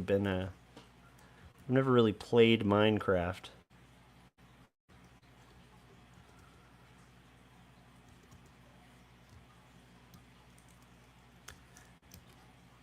Okay. We're getting there, guys. We're going to be done fairly shortly with this. Because the line work's what takes forever. And this line art isn't going to take too long.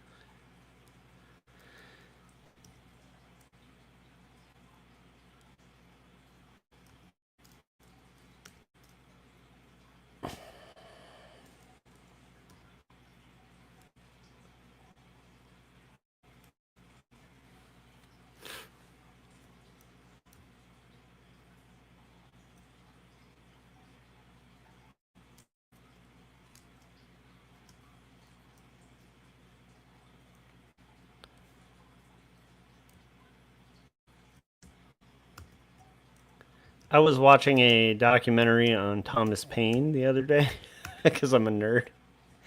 Seems like an interesting dude.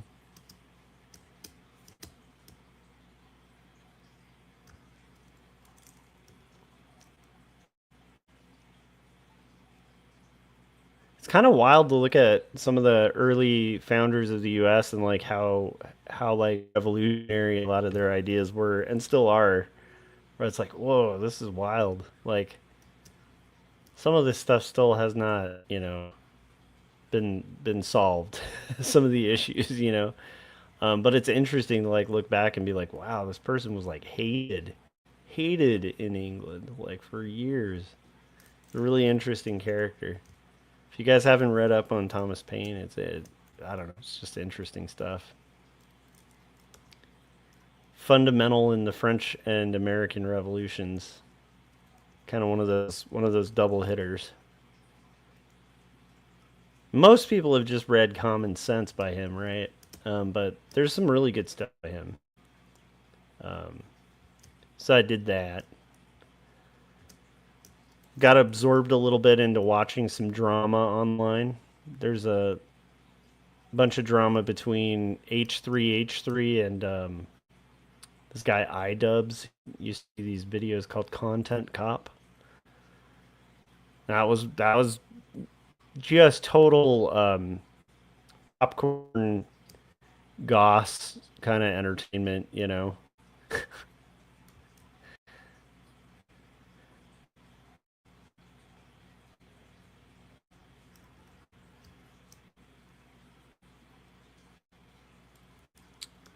What else? What else?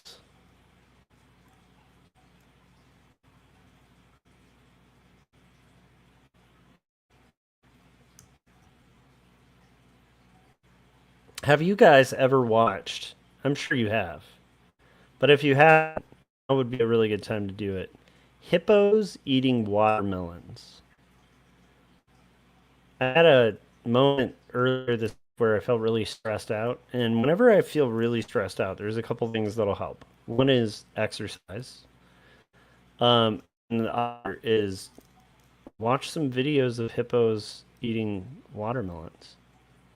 It's crazy. They like munch on them like a little hippo snack. And they rock those watermelons. Like they just crunch them, you know, like it's a potato chip or something, you know, or an icy, because they just kind of squish it up and, you know, it's pretty awesome. I'm just saying, if you haven't experienced hippos eating watermelons, you missed out, sir or ma'am. We're getting there, guys. We're doing our hand here. We're gonna get this wacky old school robot illustration done. Gonna get it done well.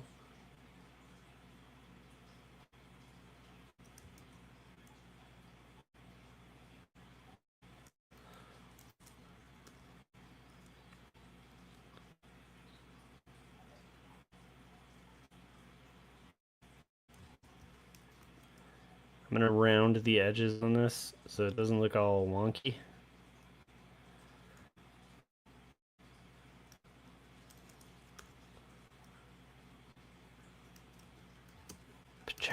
Okay. You guys ever do sound effects when you're working? Where you're like... I do that all the time.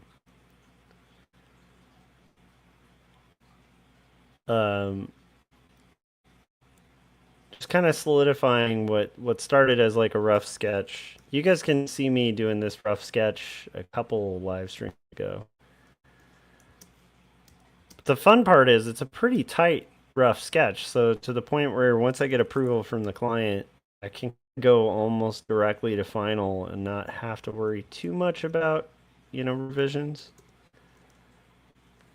There might be revisions, but they'll be like mild, because we're all kind of on the same page of like how this thing's gonna work out. Now, when you take some of those like lines that are kind of more rendery and sketchy and you start smoothing them out, there are some things they might be like, we liked this initially, but, now that we see it, we might want to change it a little bit. But in general, it's pretty fun. Jim said my biker name is Rough Sketch. Yeah. Actually, that would be a great name for a dog, is Sketch, right? And then when he's roughing...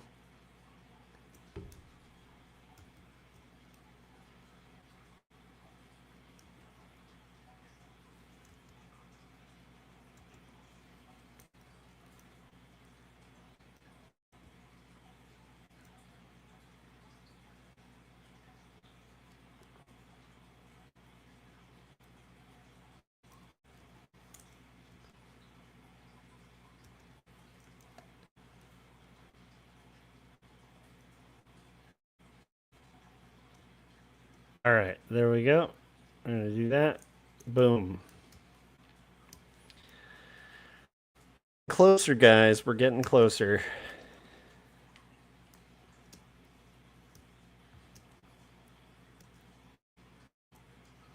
I do like the idea of biker gang names, though.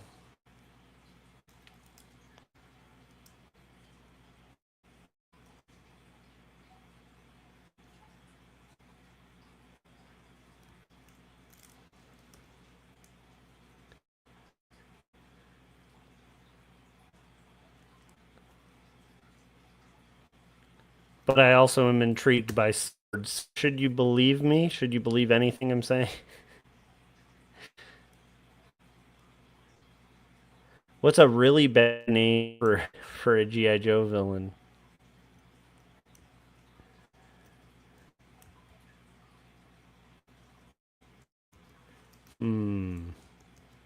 Gotta think on that one. Oh, Jim, while I'm thinking about that, I want to know your thoughts on my bit. I don't know if you heard my bit before. So this is something I just started thinking about. This isn't a bit for like a comedy or anything. It's just something funny I thought of. I just think it would be funny if artists, every time they mention juggling things, or like people are talking about multitasking and efficiency and stuff, if just back had this like really upset mime who's just like, why do you guys keep demeaning my craft? Like, I study years to juggle, and you're just haphazardly saying everyone juggles.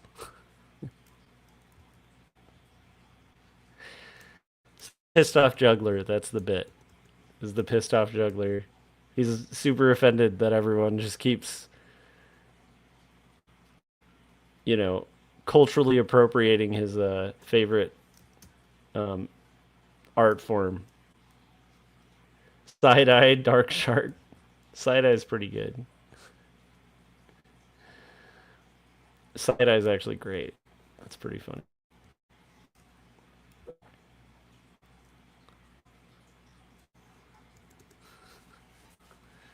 Trouser snake, pretty bad. Constipato. Oh, Patriot something would be good. Yeah, got to think about it.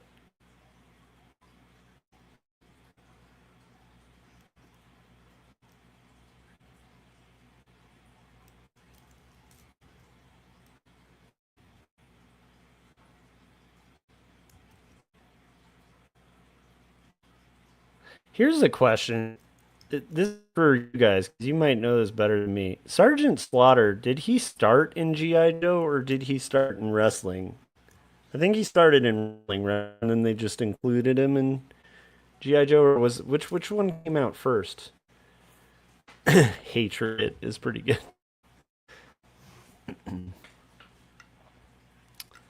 Paul Patriot. Hey, there we go. Yeah, so he did start in wrestling, and then they just kind of started including him in G.I. Joe.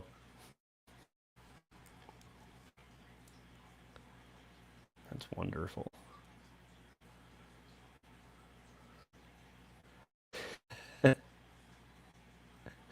That's actually, it's too bad Paul is not like a hardcore. Well, no, Paul is a patriot. He's a gentleman and a patriot. Paul should come up with that non de plume and start making like extremely political comics. Like, with like eagles and stuff on the cover. American flag everywhere. Can promote it. It definitely wouldn't be a Kickstarter thing you should do. You should do like an Indiegogo. Paul Patriot. You know what I mean? Corey was saying it confused him a lot as a kid. Well, I think Jim didn't confuse as much. He knew the wrestling lore.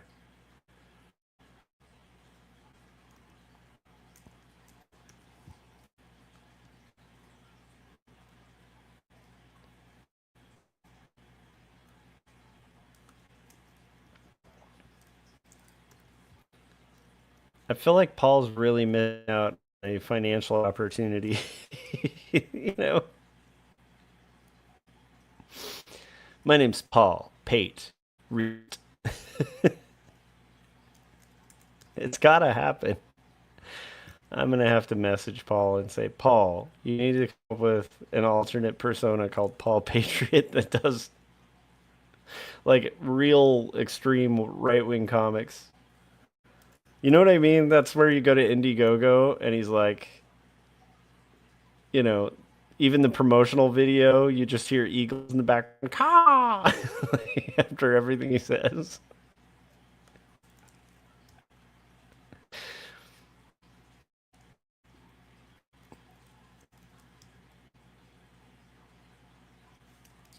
Oh man.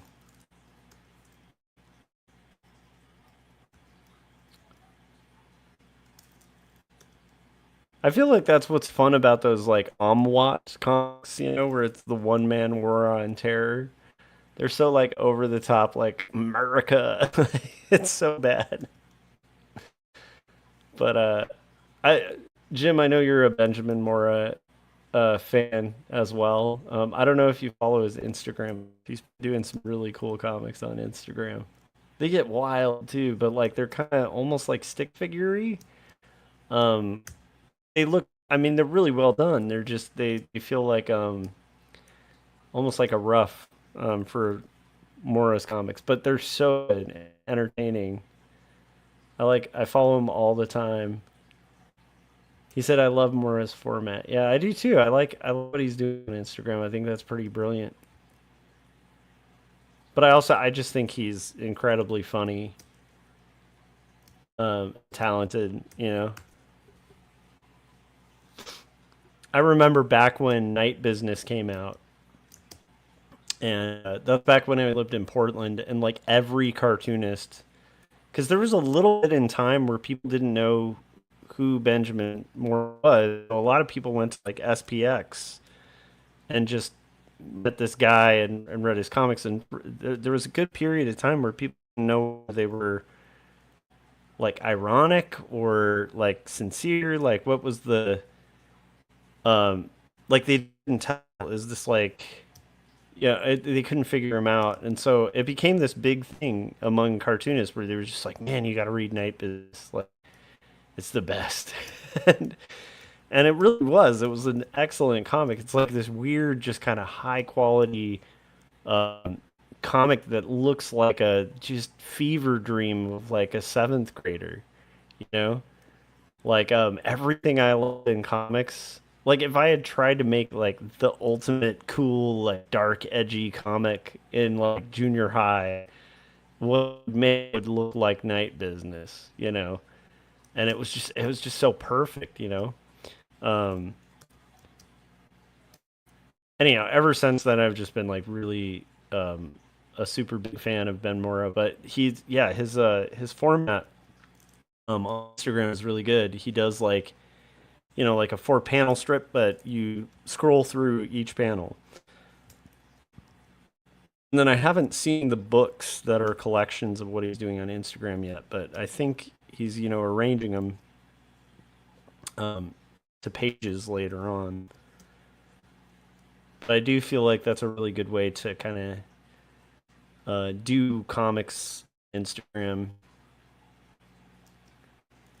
I've never really cracked a model where comics were fun to run for my own comics. Like I think that's partially because a lot of the time it was you know, black and white comics.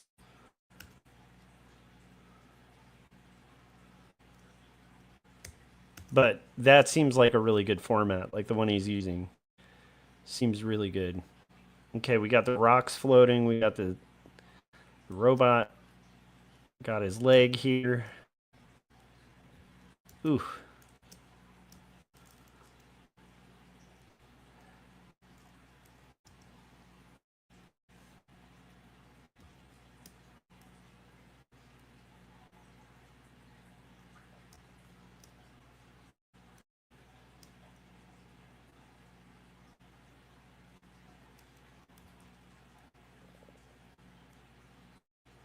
I don't know what's come over me lately because of the sports thing. Because I never was into, I never did sports kind of stuff. Like, never was into, you know, since I was like really little. When I was little, like I, you know, liked the Dodgers and the Lakers. You know, back to Lakers era. Yeah, that was, you know, I was into it then. But like, you know, high school and beyond, I was just like not sports was just no, not interesting to me. But the last few years, well, the last year, I've gotten really into baseball and just watching baseball. It's really fun, and uh, and the Dodgers are doing awesome, so it's been really fun there. But I realized today I've become the boring sports guy in some scenarios because, like, at Easter, I got myself talking to a relative who and trying to explain why Shohei Otani is such a like amazing figure, you know, in baseball, and so I'm doing that, and then I just realized after like 10 minutes, I was like, oh my gosh, I've become that guy. I'm that guy, like the guy, the sports guy, and I'm not a sports guy, but now I'm like the guy who's regaling somebody who doesn't watch the sport about a player who's really good at the sport, and they're like, you know, kind of appeasing me by being like, "Oh, well, that's interesting, isn't that?" I was like, "Oh man, I gotta be careful. Gotta be careful."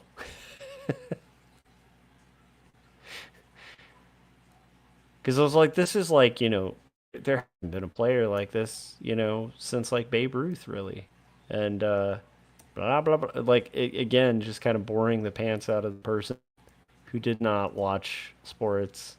And I realized like I have to be careful because that's what sports people do. And while I'm starting to become a person who enjoys sports, I don't want to be that guy who's like, let me talk to you about my team for 10 hours. And you're like, I don't even watch the thing, you know? Okay. What do we got here? Boom. Got a leg. Are we making progress? I think we're making pretty progress. Okay. Let me get another glass of water. And then we'll kind of throw this all together when we finish those legs. Okay. So here is another trailer. Let's play another Luhan one, just to get you guys ready for Tuesday. Luhan's newest cartoon. So here is Home Shopping Crumble. Well, thank you, Colleen. I hope your daughter Kelly does well at North Carolina State this year. Well, we got another caller on the line. Elizabeth from Phoenix, Arizona. Elizabeth, what can we do for you? Are you ready to do some shopping, girl? Oh, yes, Terry. I am ready to do some shopping today. I'm interested in that 2-book set you have. 2 Stories and Jacob's Apartment. Oh, well, that's a great choice. In fact, I bought these books before. I gave a set to my grandson, Hunter. These books are amazing. Well, they sure are, and if you buy both of them, you really get the whole feel of the whole Joshua Kemble universe. You know what I mean? Yes, I do, Terry. These books are remarkable because, for one, you can take them anywhere. You could put them in your car, and you can go to the park or the river. We've gone to the river. My husband Taylor and I, we just love it. And I murdered my husband at the river. Yeah, I did. But these still are amazing books.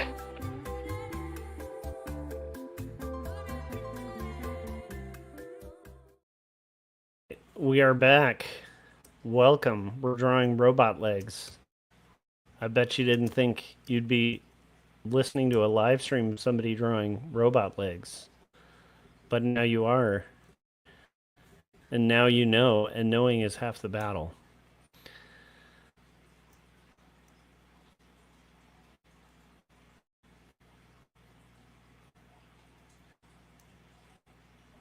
I feel like if I had a G.I. Joe, it would be Snaggletooth. That would be my G.I. Joe. Because I have a Snaggletooth. So you know what I mean? Like, that's a pretty bad G.I. Joe name. All right.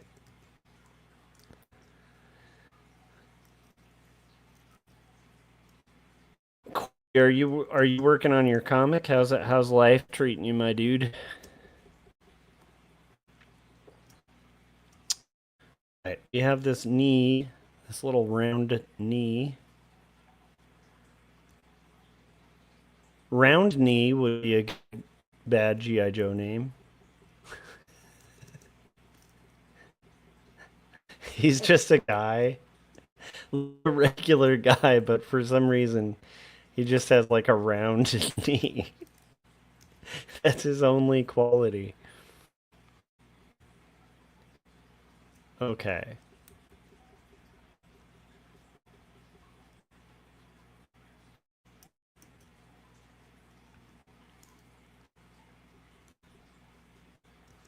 All right, there we go. That's 1. Let's do 2. Let's go over here for 2. Boom. That was a sound effect just for you guys, for free. Sourced free. Didn't cost you a thing.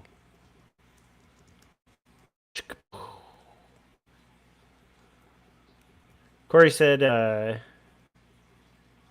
it's good. Just had a marathon, a new course in After Effects, so I haven't touched the comic in a bit. Yep, I get to marathon write not a whole course, oh my goodness. But I have to do marathon lesson planning. Right into the wee hours of the morning after this is done. So I feel your pain slightly, not fully. Back at it tomorrow. That's good. Yeah. I feel like that's kind of the thing I was saying at the top, where I'm trying to get better at being comfortable with not achieving the billion things that I intend to in a day, you know? So at the end of the day, you're not really gonna get everything done like that, and that's okay. Like, I think guys like you and me, Corey, are pretty hard on ourselves, so it's okay for us to not nail everything and, you know, and crazy go. And it keeps things really fun and interesting, you know? Because if you got everything done, then you'd be like, the typical person who didn't get everything done, you know? We are so close, you guys. Probably about 10 minutes away from calling it a night.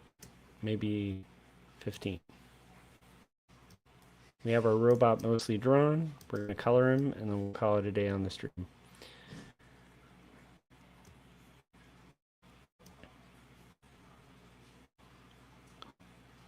Here we go.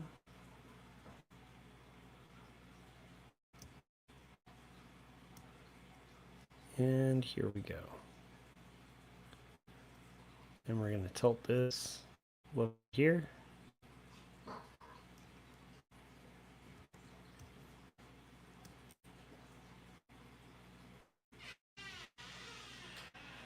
Break this. Okay. Let's break this too.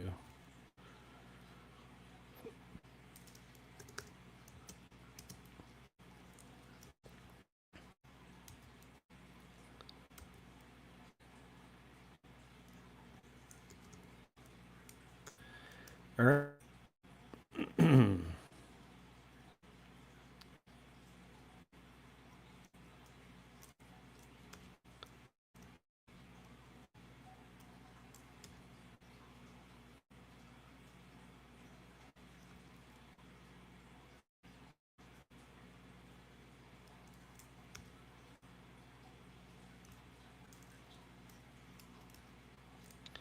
Drawing vintage robots tonight, guys.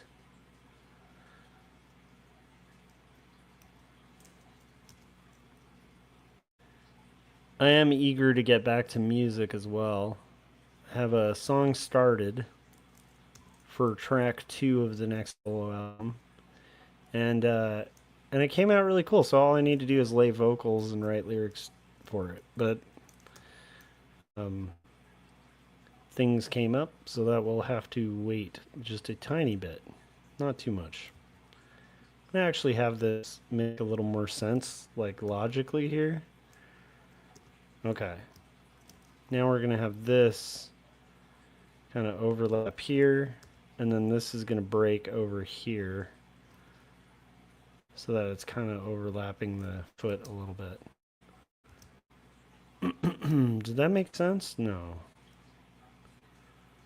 Should the foot kind of come more to here? You know what? I need to rework that foot. It didn't make a lot of sense. The foot can go here. Oof. Here to here. And then to here. There we go. We'll just get rid of this excess point. There we go.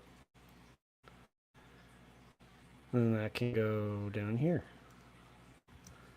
That to me looks a little better. Okay. We're almost there. We're working out the logistics of said robot.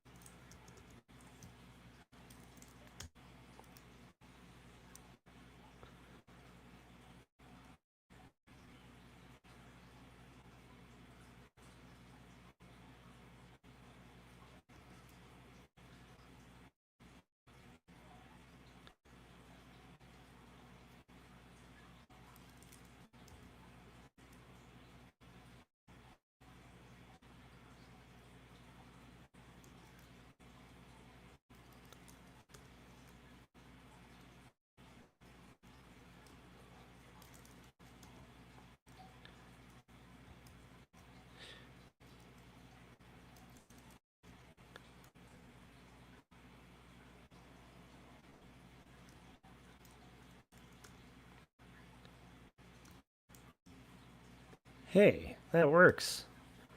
Okay, now we just need the one last thing, which will make it all come together. Oh, that was not the thing.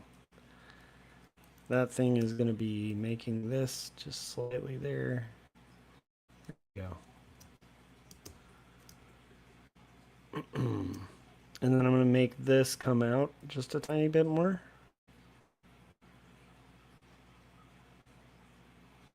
Just to get that working a little better. Corey said I'm bound. Good night, everybody. Good night, Corey. Have a good one. Thanks for stopping by and hanging out for a little bit. Jim, he's going to hit the hay. Good night. Good night, Jim. Thanks for stopping by, guys. We're going to color this real quick and then call the stream quits, so you guys are not too far from the end. Thanks for hanging out. Gonna expand this.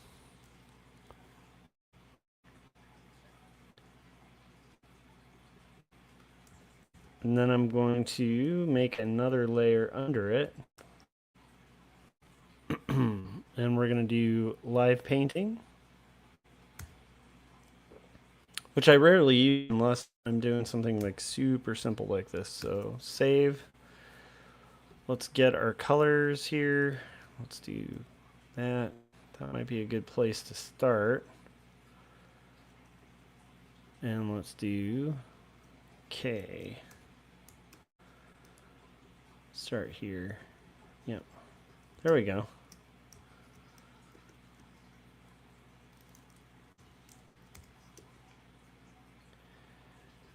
I'm gonna just color this in, and we're almost there. I just have to add shadow after this. I almost thought I was done, but we got to do shadows too.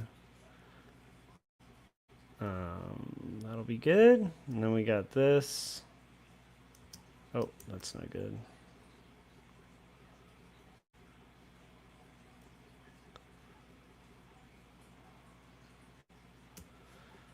And just gonna get these dark yellows, and then we'll do the light yellows after.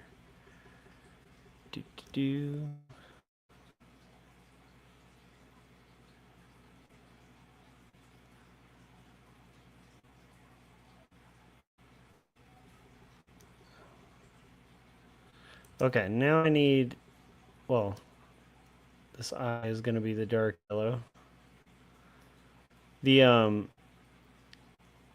I think the light bulby thing I'm going to do as a light yellow. And then we'll add a little bit of shadow and we'll be done. Which is pretty exciting.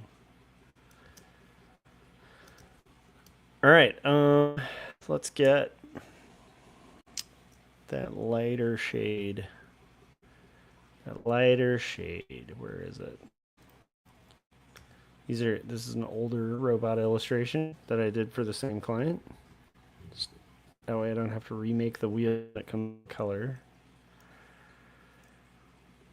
Alright, and then we're gonna do K. I'm gonna add a little bit of shadow on these guys.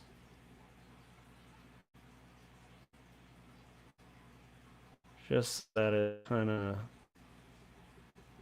consistent somewhat. Oh.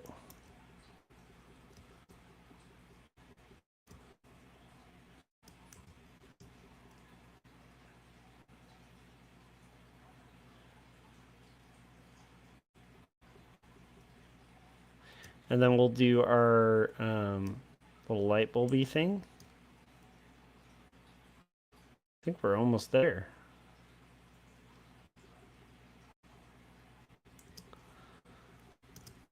Is that it? Oh, let's do our whites now. Okay. All right. All right. All right. All right.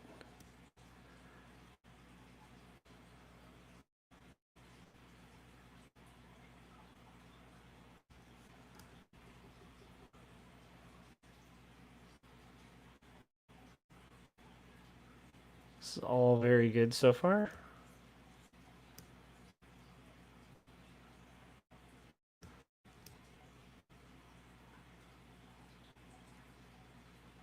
I feel like with this kind of illustration, like just doing real small shit line weights is kind of the way to go, where you get like, you know, pretty clear sense of outline, detail, small amount. Don't have it vary too much, you know, and you end up with okay results, you know. Let's try one other thing. Do I want to just to vary it up? Yeah, let's do one other thing to vary it up. Oh wait, let's finish these rocks though. Okay, one other thing to kind of vary it is going to be the light tones. So I want that light tone of color here just for these little spots. I think I've done this on most of the illustrations, just to give it a little more variety. There we go. Now I'm going to go to this expand. And we're going to group this. And now I'm going to actually do another layer, and we're going to do shadows, and then we'll call it a night. So shadows, really small amounts of shadow. We don't need it too much,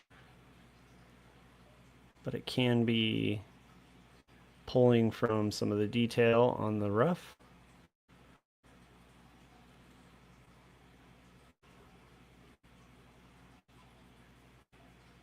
There we go.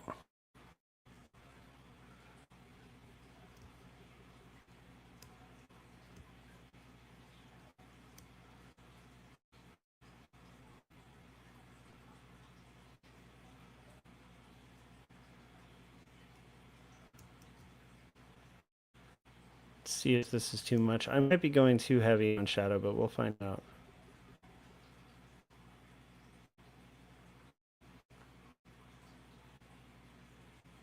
Chris said, is this live? Yeah, 100%. Yeah, I'm working on it.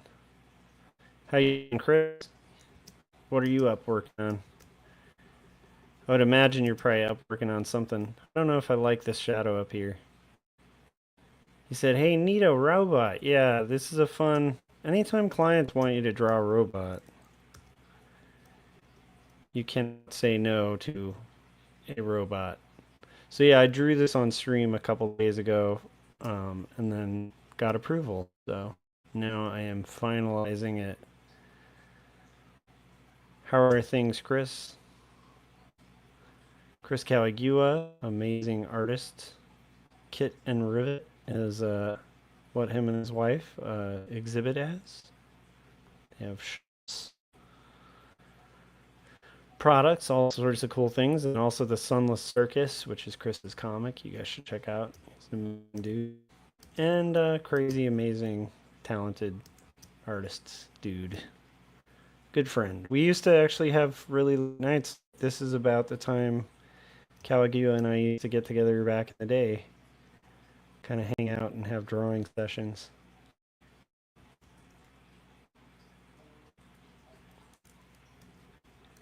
I would imagine you're probably working on something.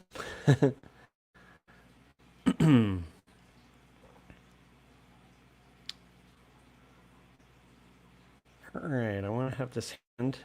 He said, Happy Easter, designing some space-themed documents. Nice.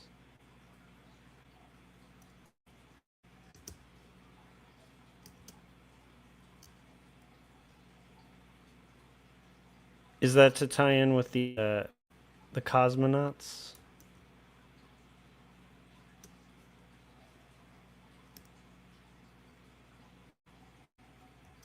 All right, we have a little bit to go.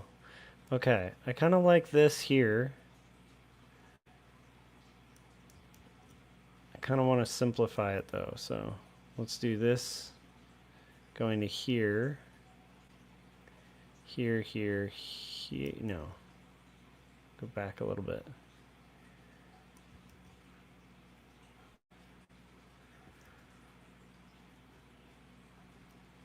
Okay. And we're getting there. I feel... No. Okay, that's good. And then let's do another one that's going to go here. Maybe correct itself a little bit. He said, Cosmonaut stuff. I should send you a newspaper. I had them professionally printed. Yeah, I remember from WonderCon. They look great. Oh, wait, you actually printed them?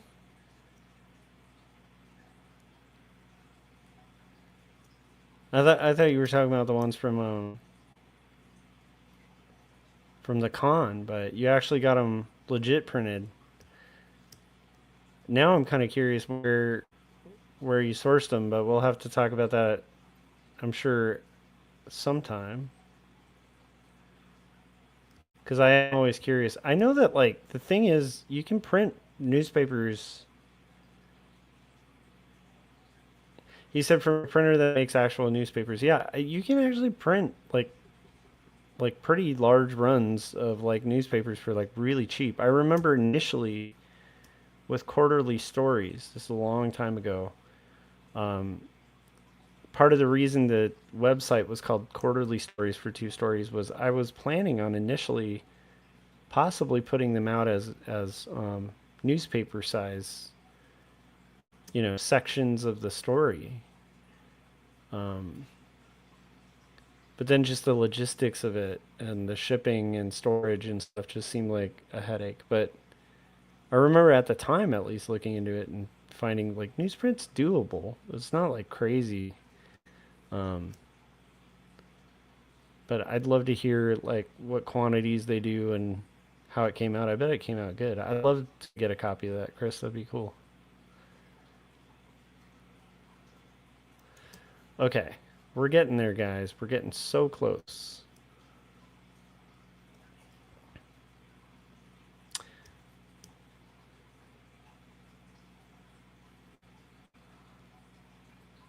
Okay. One last thing. We're just going to kind of add a little bit of shadow here. That's just like a flashy shadow. Doesn't have a lot of utility. And then here.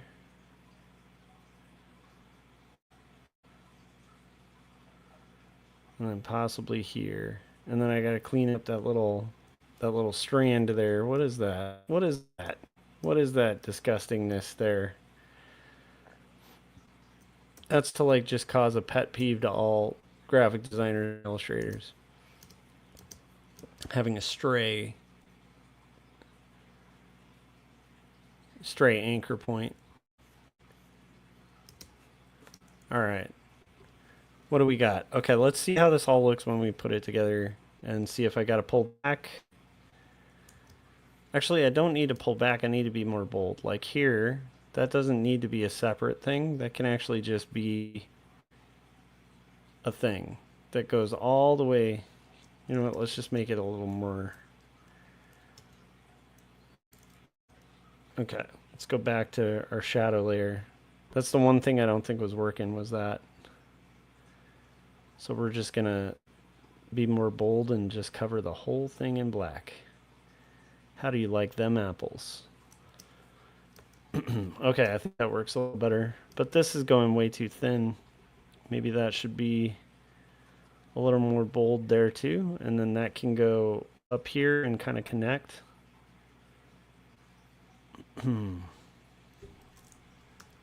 Yeah, I like that a lot better. And just a little bit higher so it's not making that little sliver. All right, there we go. Okay, that is going to be it for the guy. Let's see what happens when we add it all together now. So we've done it all.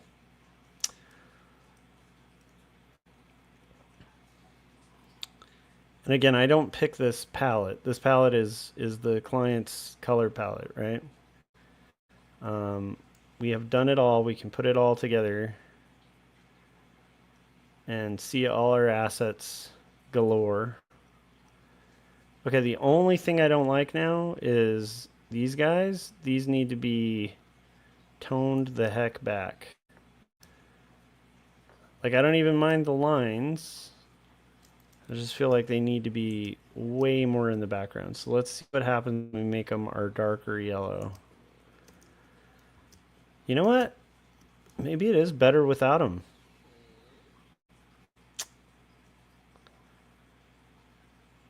Or, okay, see, now I'm thinking about it. Okay, What if these all became significantly smaller?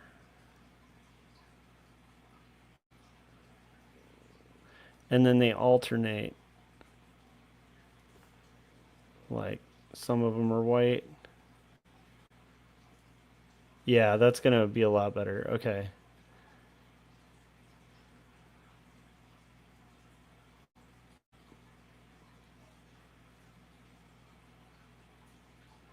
Okay, this is actually working now. Like here it should all... Actually here that shouldn't even exist because that's too close.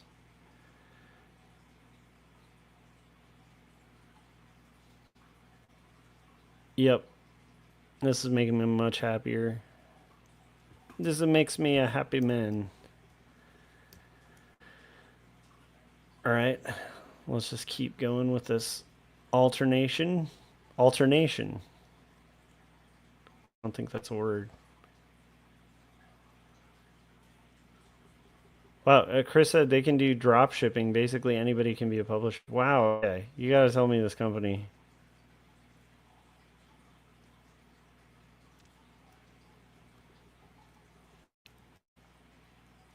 I think it would be fun to do.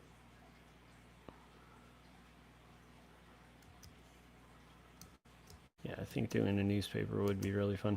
Okay, now I want to alternate a little bit here just to make it a little more...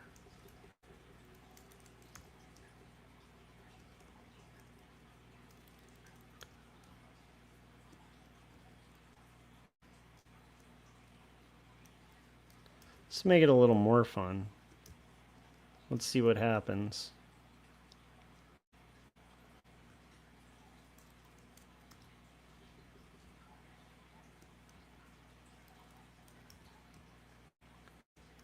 Yeah, this looks like so much better with like the kind of random colors. Because I think otherwise it's gonna like conflict too much with the foreground.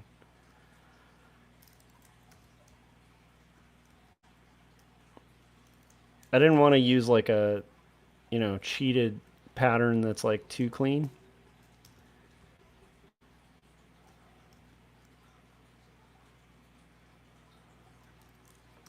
Let's try this one more way.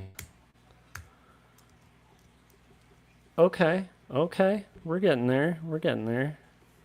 What happens if these even get smaller? There we go. That might be it. Let me do like 1.25. Okay.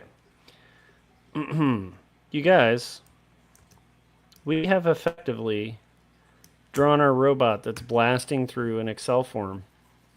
And I think we're good on that. Let me see if this would work better. Is this too dark? Like, should these be... Like, should this not be black? Let's find out. Like, how does that look instead?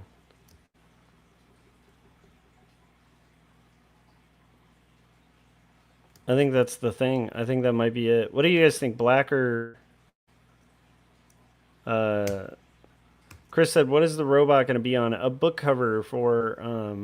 it's like Python, Excel... spreadsheets, like breaking through kind of book by No Starch Press. So it'll be a book cover for that. All right, guys, that's my vintage robot illustration. I think it works better with the yellow personally, so I'm gonna stick with that for the shadow because I think that kind of contrasts more and makes him, you know, as much as I hate the term pop. Okay, guys, that is going to do it. So if you haven't yet, hit like, hit the bell so you get notifications when we're about to go live. If you like watching art and process and that kind of stuff, definitely make sure you're subscribed. And, you know, check out Jacob's Apartment or Two Stories, my 2 graphic novels that are currently out. And I will see you guys on the next live stream. I really appreciate you guys. And if you want, hit the like button. That helps a lot. And I will see you guys on the next live stream. Goodbye. Happy Easter. Ladies and gentlemen, let's get ready to crumble! I'm Joshua Kemble, and welcome to Joshua Kemble's Livestream. I've been a freelance illustrator and graphic designer for over 20 years. I was an art director for 9 years. And when I'm not art directing and working on illustrations and graphic designs, I'm working on comic books and graphic novels, and that's usually what I do during my streams. And while conversations can go all over the place on this stream, from spicy and entertaining to goofy and silly, one thing stays consistent throughout every stream. I'll always be working on art. So pull up a chair, get your art supplies out, and get ready for an entertaining show that'll keep you company while you work on your own personal art projects. This is Joshua Kemble's Art Stream.